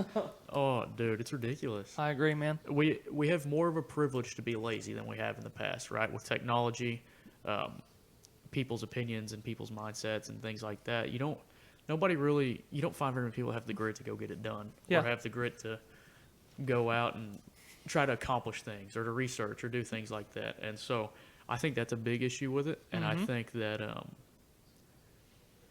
people refuse to educate themselves because they either will find something they don't like, or they don't want to read anything. Yeah. And dude, I read books. I love to read books. Yeah. Okay. I love to read all the time. I read Yeah. every day. I try to read something different every day Yeah. to educate myself. And with, I'll ask new people that I meet, or I'll ask our friends, like, hey, do you read this? Do you ever read anything? They're like, no, I don't read anything. I hate to read. Yeah, I hate to read. That's stupid. Yeah, you know what I mean? It's like, I'm not saying I hate to read. Oh, No, I thought no, you no, were no, saying no. you do. I'm saying, yeah, That's what they do. No, Yeah, I dude, mean, I that is read true. so much That's what they stuff. do. Sometimes it's by force almost because I Yeah. have to read all kinds of stuff for class. But no, I completely agree, and I kind of think that starts in the home. And I kind of think it's because, and I see it because it's just easier to hand a kid a tablet or turn on a video game and let them play that That than kills it me, is to dude. pay attention to them and take them outside. Yeah, that kills me. You know, if a parent or an adult's doing something and they're like, I don't want to, I don't really want. I think they're doing it not on purpose, but not paying attention to their kid. Yeah. They're like, I'll just give them a tablet, or I'll let them play. Freaking 6-year-olds, 7-year-olds have phones. Are you what? And then what? they'll complain, and then they'll end up complaining.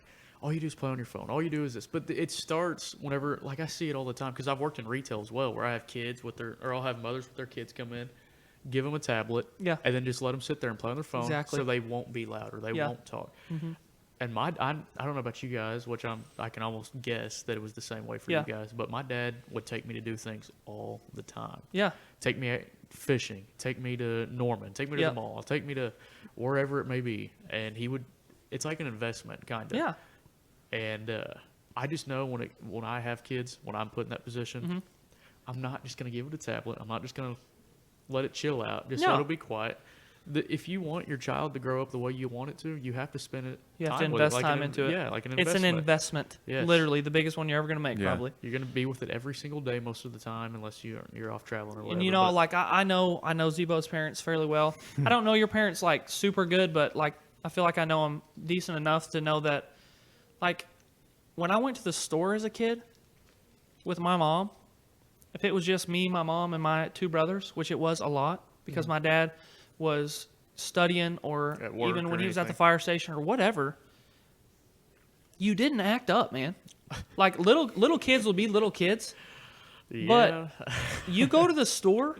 I mean, I have 2 older brothers. You go to the store and you act like a fool, and Yeah. you go home and you know, Dad finds out. It's like, Yeah, oh you know. my gosh. My dad's biggest catchphrase was like if we were in public and I was acting like an idiot. Yeah. He'd say, "You want to go to the bathroom?" And Yeah. then I knew from that point I did not want to act that way anymore, dude. Yeah, and I think that's the like what you're saying is the biggest thing is like parents just don't teach their kids at a young age how to be decent human beings.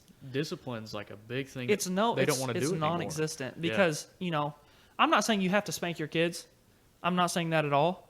But there has to be some form of discipline. Sure like, does help. am I going to spank my kids? You better believe it. Yeah, same. We don't have any kids right now, but Whitney has a dog, and that thing is very well behaved because it's not. Oh, I'm not just going to point my finger at. It's going to get spanked. Yeah. If it does something that Yeah. I don't want it to do, and I think it shouldn't be doing, I'm going to let him know. Yeah. You know what I mean? And it's just there's a lack of discipline. I walk through Walmart sometimes. I try to not go there at all because it drives me nuts. But I'll walk through and I get embarrassed. I don't even know the person standing next to me, and their kid is screaming and acting like a fool, and I have to leave because I'm so embarrassed because I'm like, holy crap, where's that kid's dad? Because if he Yeah. comes around the corner, he might die. Because if I was to do that, my dad would have left work. Like, You know what I mean? I He- would have got worn out. And my mom would have worn me out. But we just didn't do that because we were taught you don't do that. You know, you have to be taught from a young age how to be a human, how to be a decent person, and it's just lacking because, I mean, I feel like that's why we've had such a shift because That's it's a good just all point. media. Yeah. You get your tablet, even the games you're playing, the stuff you're watching, I watch, like I've been saying, a ton of videos of vlogs and stuff. Right. Everybody is left, and that's okay. I still enjoy watching a lot of their content, but There's It- something. it just- I see what you're saying. you know Yeah, what I mean? see It's what you're like, saying. holy cow. I'll never forget when I was at one of my brother's basketball games, and Dad, I thought he was on the drilling rig, and you're used to like when you're little, run around the football field Yeah, and yeah, for stuff, sure. doing whatever, and then you're told not to run around at the basketball court because you get in front of people. More of a and- confined space, yeah. Yeah. And I thought it was just Mom there, so I was just running around. And I look up and I see David Simpson glaring at me. And at that moment, I knew I messed up. Hey, I and- just got the chills, bro. and I just kind of like slowly sat down, and I remember you going know home. better. Yeah. Oh man, Yeah. I got lit up. Yeah. And I think the last time I got swats when I was like 16. Dang, bro. Though, I mean, that does surprise me. I mean, you're like, super stand-up person, and you come from a really good home. And dude, I'm serious. Like, I remember when we were in the fourth grade because we Yeah. graduated together, and you guys came to our house. Was when you lived over there? Yeah, on Meridian. Indian Meridian. And you guys came. We were moving, and you guys came to our house, and the whole family came. Yeah. And cut all kinds of limbs and brush and did remember all that. kinds of these small jobs. And my dad looked at your dad and he said, "David, what do you do?" And he said, "Anything I can." And I was just like, man, that has stuck with me. Like, I for real just got the chills. Like, that has stuck with me since the fourth grade. Yeah. That, he did what he could. You know what I Yeah. mean? And I mean, I know there were some times you would come over. Like, I remember one specific time we were at Cole Smith's house, Big Pond, and there was like 50 of us out there, just little kids Yeah. running around everywhere, no supervision. And I think we were a little bit older, though. We probably didn't Yeah. need supervision, but we were going to camp out there. Right. And we did camp out there, but you were getting so mad because it was like 11, 12 at night, and you were like, "Guys, my dad is coming to pick me up at 5:30, and I remember have to that. go work, and you guys need to shut up so we can go to I sleep." remember that. Yeah. And we're like, "What? Like, we're seventh graders, Zebo. What are you talking about?" He's like, "I have to go to work tomorrow." Like, acting like he's a full-grown adult in seventh grade, and we're like, "What are you talking about?" He's like, "My dad will be here to pick me up at 5:30." And he was Yeah. gone. We all woke up and he was gone. That- So, I could packed his definitely stuff see up, that. walked to the end of the road, and he was gone. But yeah, I mean, that was kind of a side tangent there. But I'll just never forget. My dad asked your dad. He's like, "What do you do, David?" He's like, "Man, I do anything I can." And I mean, I appreciate that. You know what I mean? Like, that's huge for me. I'll for sure never forget that though. Yeah. He's a jack of all trades. Oh Definitely. man, for sure. He Hard just- worker. I Crazy remember hard worker. him telling me, he was like, "You're lucky. You got a log splitter with an engine on it." He was like, "All I had back in the day was split maul and a sledgehammer." It's like, oh my gosh. I mean, he did that every winter. 90% of the people that listen to this won't even know what a log splitter is. I What? know. What's that? And You know it's what just I mean? like, man, I remember before every winter, well, in the summer, you'd cut it up, split it, let it season, Yeah. and then everybody would call last minute when it's snowing and stuff. "I need wood. Man, I need wood." Yeah. And we'd take it, but Yeah. we'd charge them a little extra for making us getting out in the cold and stuff. Not But near as much as you should have, I'm sure. split a bunch of wood. Yeah. Yeah, being soft, like what we were talking about earlier, dude. My kid will not be that way at all. I can't. Right. I can't stand when somebody says something to a kid and they don't listen. That's what kills me. Yeah. The respect should be there, and you should listen, right? Yeah. Like my dad, he maybe got a little extreme at times with Yeah. the way he did things. But like something, for example, was we were talking about this the other night. We laughed about it, but when I'd play Little League baseball or Yeah. something, if I struck out, let's say I went 2 for 4, okay, hit 500, That's good. he would tell me I didn't drive all the way to Washington, Oklahoma to watch you strike out. yeah, dude. Laughing about it now, but those talks in the truck on my way home were definitely not fun. But I mean, like, it makes you tough. You know Yeah. what I mean? Makes you better at what you do. Well, yeah, it toughens your skin up for sure. And like, I can appreciate that for sure because, we played sports growing up and everything. But maybe not to like that crazy extreme where we were like, all the time playing and everywhere and how it is now, it's crazy. But I do remember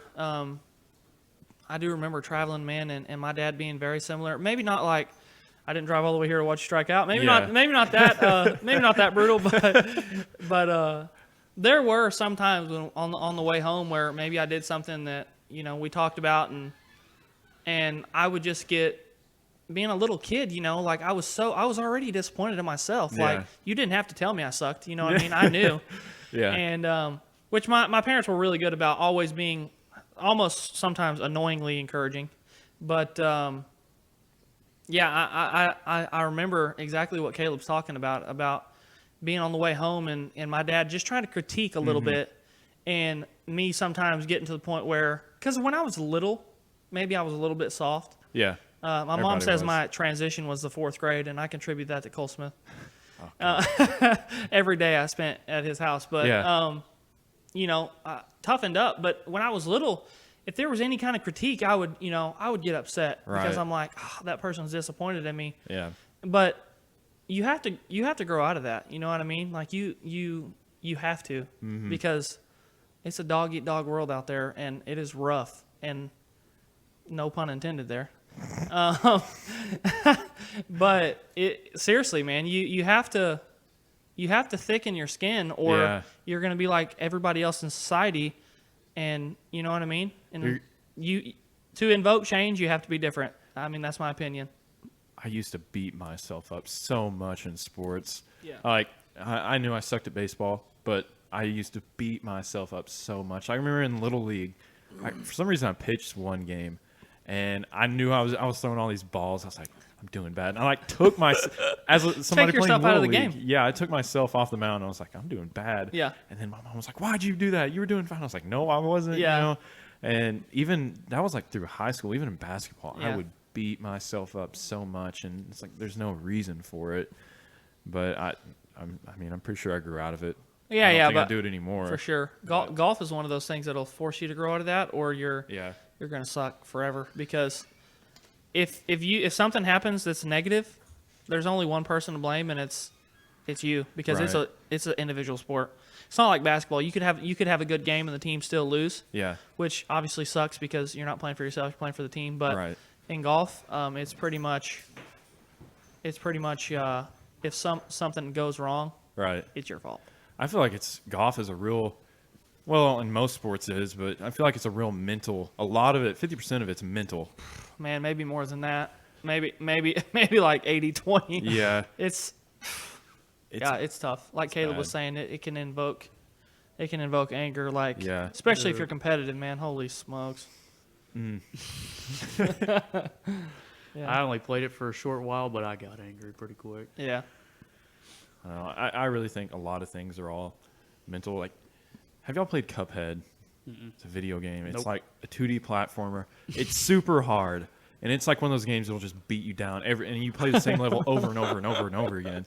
And I played one level for a whole hour, didn't beat it. I finally gave up. Next day I played it twice and I beat it.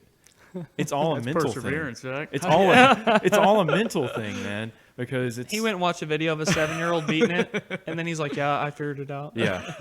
No, it's all mental. I really Yeah. believe.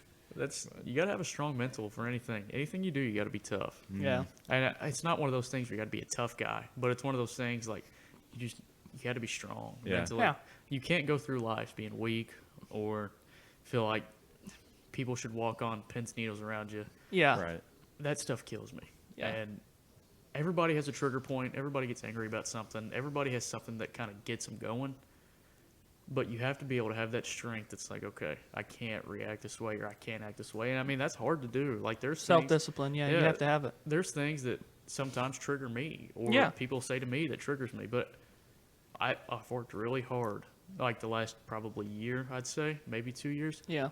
on not allowing that to happen. And so, like I said, there's things that'll consume me. There's things that'll piss me off. There's things that'll get under my skin worse than Yeah. others. But at the same time, it's like I'm now at the point to where I can actually say that I don't let it consume me, Right. and then I'll maybe address it right then, or I may not even address it. I may not say anything about it.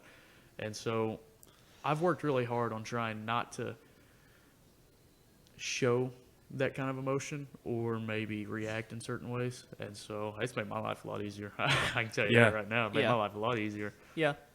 You can't control everything, but you can control how you react to everything. That's Exactly. a good point. That's The a only very thing good you point. can control is yourself. Yeah. Yeah. So, how long have we been doing this? About an hour and 40 minutes. We've Are been you joking? No. Yeah, I knew it'd been a Business. while. I've been blabbing. Yeah. You won't shut up. I know, dude. I'm just kidding. I'm just kidding. It's been fun. I've had a good time. Yeah. Yeah, I've had a me, good me time. too, man. I hope I'm thinking back. There's some questions that maybe I didn't go in depth, like maybe you guys wanted, but I've had a blast just catching up. It's been a long time since I've seen Yeah. either of you, and it's been fun, man. Just sitting down, chatting, talking. It's been a Yeah. blast. It was great content. I had everything you said. I mean, Yeah. I feel like were great answers. I think everybody understands. I've had a good time. It was Yeah, fun. yeah, me too. Definitely fun. So, sure. so plans in the future for your job? Man. May go branch off several different ways. Or? Yeah, there's been some disappointment. Like I said, I'm about to graduate in the spring, and I'm not going to keep it too long here. But I really wanted to. There was a position I really wanted, and I'm not going to get too in detail just in case. I don't want to ruin any chances later. Yeah. But I was interviewed for a position, and then I was told I wasn't qualified for the exact same position at a different place. But I was already interviewed once. Yeah. Okay. I know, man. Yeah. And it was really, really disheartening because I've been working really hard for the last 3 years to get that position. To be in a position to at least get an opportunity. Right. Okay. You know what I yeah, mean? that's fair. To just interview. Yeah, that's fair. I have really good references, in my opinion, through the department, and I just worked really hard. Yeah. But life's not fair. Yeah, So suck it up, Cody, and get on that's with true. it. But I wasn't even given an opportunity for that, and this was actually just last week, and it's been super disappointing and super disheartening, and some of the stuff that transpired, it rubbed me the wrong way a little bit, but I can see myself with a future in the department or with the U.S. Fish and Wildlife Service working for the feds. Because I don't love, the only thing I love more than being outside and hunting, fishing is God and my wife. Right. And my wife loves to hunt and fish, so It works out. it works out Bonus, right? perfect. Yeah, perfectly.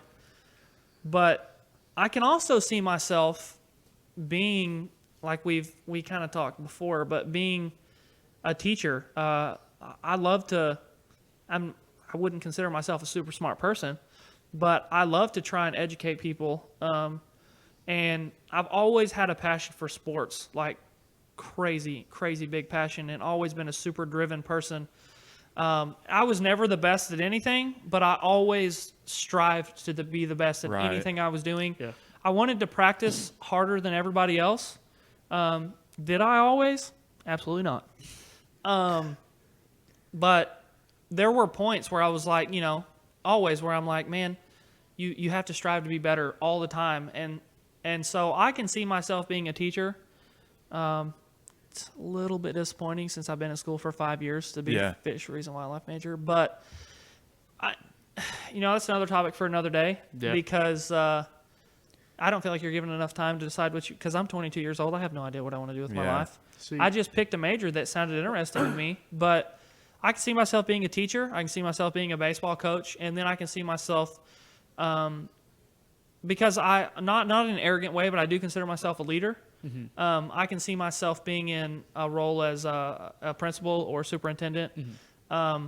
Those are things that sound fun to me, sound exciting, but God only knows what the future holds. So there's no telling. I may be a janitor. You never know. Yeah. See, I've always People have to do it. I've really respected you as an athlete and as a competitor. It was awesome. Without your senior year baseball season with us, I didn't tell you at the time, obviously, I guess, but I probably should have. It's weird back then, man. Yeah. Now I really, really respected you. You were definitely a leader. You were definitely a great competitor, great athlete. And so it was awesome that you came and joined us for that. And you definitely deserve the title of leader because I really enjoyed you as a competitor and as a teammate. I really appreciate that, and it was not harping on it, but it was a little bit disappointing. That was kind of something I was referring to as, man, we had such a good opportunity to be so good. Yeah, we were still good, but we were good, but we didn't make it out of districts, and a lot of people listening to this may not, they're not going to know our story like we do, but I take a lot of blame in that, and that's probably one of my biggest regrets from high school, and also Coach Cornforth, shout out, not playing basketball my senior year because I'm an idiot and I was a little kid, and man, you think you're mature in high school, but dude, you're an idiot. I mean, if you're listening to this, you're in high school, I love you, but You don't know anything. You yet. have no idea. Yeah. But as you both know, my senior year, I thought we weren't going to be crazy good, but we had a chance to be a good football team. That's true. And Yeah, I football agree with was that. one of my man. I didn't get to play my freshman and sophomore year because I went to a school that didn't have it. We played double baseball. But when I got back to Elmore, You were excited to play. I was football. so excited, dude. In my junior year, we weren't great, but we were okay. My senior year, we had an opportunity to be good, man. Yeah. But there was just some people that didn't play. Yeah, And that's true. if you're listening to this, people that didn't play, I love you with all my heart, and I'm completely over it now. But when I was in high school, it upset me Yeah. because I was like, I would never ever turn my back on you guys like that. Yeah. And so out I of see what you're spite, You being an idiot He didn't play and basketball. a little kid, I didn't Yeah. play basketball. And I probably did not give enough effort as far as practice goes. I know I didn't, to be the best baseball player I could be, because I was still mad going into baseball season. And this Yeah. is kind of airing some dirty laundry here because nobody knows this. But, man, I was upset because I was like, I wanted to have a good senior football season because football was such a big deal to me. Yeah, I I- definitely see where you're coming I from. missed out on it a lot because I didn't always get to go to places that had football. And so I loved it, though. Man, I loved it.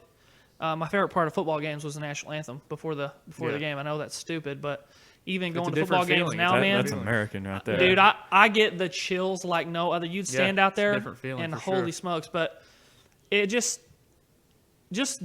I mean, I know we've kind of got off on a tangent, but man, you just have to work hard in everything you do, and that I'm kind of referring to kind of being soft right there. Yeah.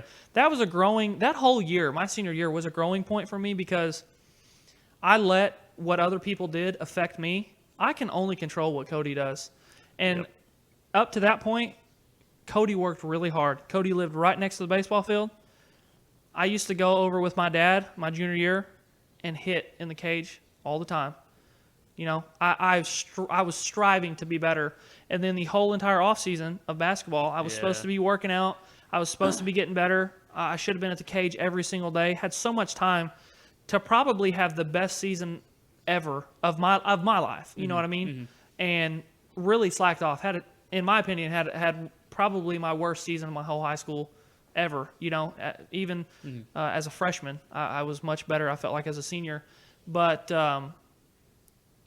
yeah, just disappointments, and it is what it is. But I learned a lot from it. You know, being an athlete and people considering me a leader. You know, I knew people considered me a leader, and I just slacked off. You know what I mean? Yeah, I see But what you mean. but I think it's cool now that we can sit down Yeah. and reflect and be like, Yeah. And you learned a lesson out of it. at for least, sure, too. yeah, learned lesson that Cody can only control Cody, and Cody's going to be the best that he can be at anything he does. Yeah. And so it doesn't matter what happens. You have to just go out there and be the best. You have to play your hardest all the time. And I did play my hardest all the time, but I didn't practice at a level that I should have practiced at. I You got know, you. I Yeah. only practiced at practice. Yeah. And I would practice at practice, and then a couple hours later, I would practice again because I wanted to be the best. you could be. Yeah. I wanted to be the best player on the field between, it didn't matter if there was 150 teams there. I wanted to be the best. one. Was I? No. But I wanted to be, so I strived to be. And so those were, I just think it's funny to now sit down here and reflect on some of the stupid decisions you make as a As a know-it-all high schooler. You know, I knew everything my senior year. You know, I don't know what you guys are talking about, but I was already a genius and had it all figured out. They tell you that too. Yeah. Like they'll tell you you think you know everything, but you don't. Wait. Yeah, they were idiots, you know. See, with me, my own personal reflection, my biggest problem was I was so invested in what other people thought Yeah. than what I was gonna be capable of. Now I don't care. Yeah, it literally doesn't matter. I Yeah. don't care what anybody says. I don't care, because listen, like now my mindset is I'm just gonna get it done. It's just Yeah. gonna happen. Yeah. If it doesn't happen, I'll figure out why. I'll learn the lesson, and then I'll move forward. Just do something. Do whatever else I can do. Yeah. I can only do what I can do. Yeah. And I can only work as hard as I can work. Nobody's gonna do it for me. Nothing. Right. Yeah. And so, in other sports, in some sports actually, we'll say some, I would practice all the time after like basketball. Listen, I wasn't the best basketball player. I was probably an average basketball player. Yeah. But I would practice for hours and hours and hours. We would leave practice. I'd go to the Family Life Center, or I would see if Coach Cornforth would give me the keys and let me stay. Yeah. I mean, all the time. Yeah. All the time. And so it was something I had a passion for just because I love playing it. Right. Yeah. And then baseball, me and my dad all the time. Football, I really didn't care about football that much. Right. But the problem would be is like, Caleb, you're working this hard, and then you're going to go out here and you may mess up, and you're like, oh God, I just messed up in front of so-and-so, you know what I mean? And so as like a high schooler, you don't like to mess up, and when you mess up, people mess with you, and it gets embarrassing or whatever. It might Yeah. be. And see, that was my problem. Like I would say I was just an average athlete or a pretty good athlete, but I could have been so much better if I had the mentality I have now. Beat yourself up Oh, too dude, much. if I had the mentality I have now, I would have been probably double what I was in high school. You know what I mean? Yeah. And people don't realize how much your mental has to do with how you perform. Yeah. You could have all the talent in the world, but if your mind's not there, your mind is weak in a sense, I guess you could say, it doesn't make a difference. Nope. And so with me, I wouldn't say I had a weak mind, but I would say I let things penetrate my mind that shouldn't have been there. And so I see what you're saying, like when it came to not playing basketball, you kind of let that get in your head, and then it upsets you, and then I see what you mean by that, because although like it wasn't the same thing for me, it was other little things that would come into my mind or penetrate my mind that would keep me from performing at my best. So I see what you're saying when it comes to that. Back to Cody being a leader. I'll never forget. It was a junior year when we were playing Dibble at home. This kid he pushed me into the press box. And I know his name, but for I'm not no going to say reason. I forget why. And then Cody got pissed, and he went after somebody. He already had a bum knee, and he ended up hurting himself. And I was like, oh. Yeah, man, I missed the first 6 games of baseball season trying to look out for Zebo, and I don't remember what happened either. But you got pushed into the press box. Yeah, I'd and stolen the ball. dude, or all I something. saw was red after that. I was like, Yeah. are you kidding me? And then they threw the ball to a kid in front of me, and I tried to block it. Yeah. I was really just trying to kill him. Yeah. And when I came back down, just karma, Yeah. back down, I landed on the side of his foot, and my ankle exploded. Yeah. Dude. And Yeah, I but remember that. And I was like, I will say this, that's hilarious. although you didn't play part of the season, you were still at the games. I do remember you coming to the games. Are you talking about my junior year or senior year? Well, it doesn't matter which one I'm talking about, because even Right. my senior year, I maybe felt like wanna an idiot say- because maybe I think it was your senior year. Maybe. I felt like an idiot because I was like, yeah, I'm not going to play. yeah. And I went to every single game. Yeah, I wish you could have played. dude, I remember that, and you were still supporting. And then see, that's Well, because don't I want was it to still going to go sound- support my buddies. I was just like, Yeah. you know what though? I'm going to support you, but I'm going to be this little, yeah. just a See, gross. I don't want ugh. this to sound in like a weird way, or like I guess maybe an uncomfortable way, maybe. Oh, boy. But Oh boy. that's something I really do respect you a lot about as a friend, as an athlete, whatever. You're always definitely a leader. You're very supportive. You pushed people to be their best. And Yeah. so that's really why I enjoyed competing with you. It was I awesome. appreciate it. Sometimes I think I definitely probably went too far, especially on the baseball field, screaming at. Dude, there was lots of times that my mom, after games, she would be like, "Why are you screaming at him like that? You're not his dad." And I'm like, "I know I'm not his dad, but You just get his invested. dad's not on the field Yeah. to scream at him. Yeah. So I'm doing it for him." Yeah, you get And, invested. yeah, and sometimes maybe sometimes I did get out of line, especially just because I feel like my dad instilled me as a catcher. Be vocal. You're the leader of the field. You touch the ball every single play. You touch the ball more than anybody, Yeah, even the pitcher. yeah. Is the catcher the most important position? Nah, I don't think so. But I do feel like you can have a huge impact on the game, and so it was for me. I'm a perfectionist, man, and so I worked hard. I made a lot of mistakes, but You at least I tried. expected perfection, Yeah. and so when it wasn't perfect, Kill lost you. my mind. Yeah. But it wasn't always the first time. I'm Yeah. like, everybody makes a mistake once, Yeah. but don't make it again. You know Yeah, what I mean? I see what you're saying. And so it wasn't that I was, and I wasn't, in my opinion, I didn't tear people down, but I would let you know, pushed them. hey, Yeah. I saw you make that mistake. That's hey, quit making that mistake. I know you're not doing it on purpose, but Yeah, I see let what me you give mean. you some encouragement. Say, hey, we're in this game. You got to straighten up. because if you straighten up, no way we lose. You know what I mean? I guarantee you, and I kind of know who we were referencing then. Yeah. That pushed him hard. Yeah. I guarantee you it did. Knowing him as a competitor, and we're saying him just because he was always the one in the position, like to be the main guy. You know sure. what I mean? Always. And he had so much talent, and of course he played great. You know, he's Yeah. a great baseball player. But you helped him a lot, and whether he admits it or not, you pushed him. Peanut butter and jelly, bro. Yeah, you could see it. I mean, you could see it on the field. You pushed him, and pushed him. Yeah. And he would maybe get angry, but I guarantee you now he probably realizes Yeah. that helped me a lot. You know what Yeah, I mean? for sure. And so some people, I mean, they'll get mad at you. You push them, they'll get mad. But when they finally realize that what you're doing is for the betterment of themselves and for whoever's around them, it's like an oh shit moment. You know what Yeah. I mean? Like, oh, hey, you know, they got a good point. Yeah. You know what I mean? So I think now though, like looking back on those moments and stuff, you can read people's personalities better now as an adult and as someone that has not everything plays on their emotions, because Right. some people can be yelled at and that's how they're encouraged. Some people can't. Yeah. And I wouldn't necessarily say it's because they're soft. I would just say that's not their personality. Some Yeah. people do not want to be yelled at, even positive things. Do not yell positive things at me, like, because that's not how I'm encouraged. You know what I Yeah. mean? yeah, see, I hate to get yelled at. Yeah. And it's not because like I'm weak or anything. It just makes me mad. Yeah. You know, it just makes It's me feel like you're in embarrassing. trouble. And Yeah. it is embarrassing. You know what I mean? Yeah. So it just makes me angry. Yeah. And I can't perform as well. Now, if you sit here and tell me like, Caleb, come on, you know what I mean? Yeah. Then I'm like, okay, yeah, you're right. And even if I get yelled at, I'm still gonna try to perform the same Yeah. way. It just makes me angry. Or Yeah. it's I embarrassing. definitely think I'm more of the scream person. I'm just a loud person, but I didn't like to be yelled at either, Yeah. and so that's why I was a perfectionist.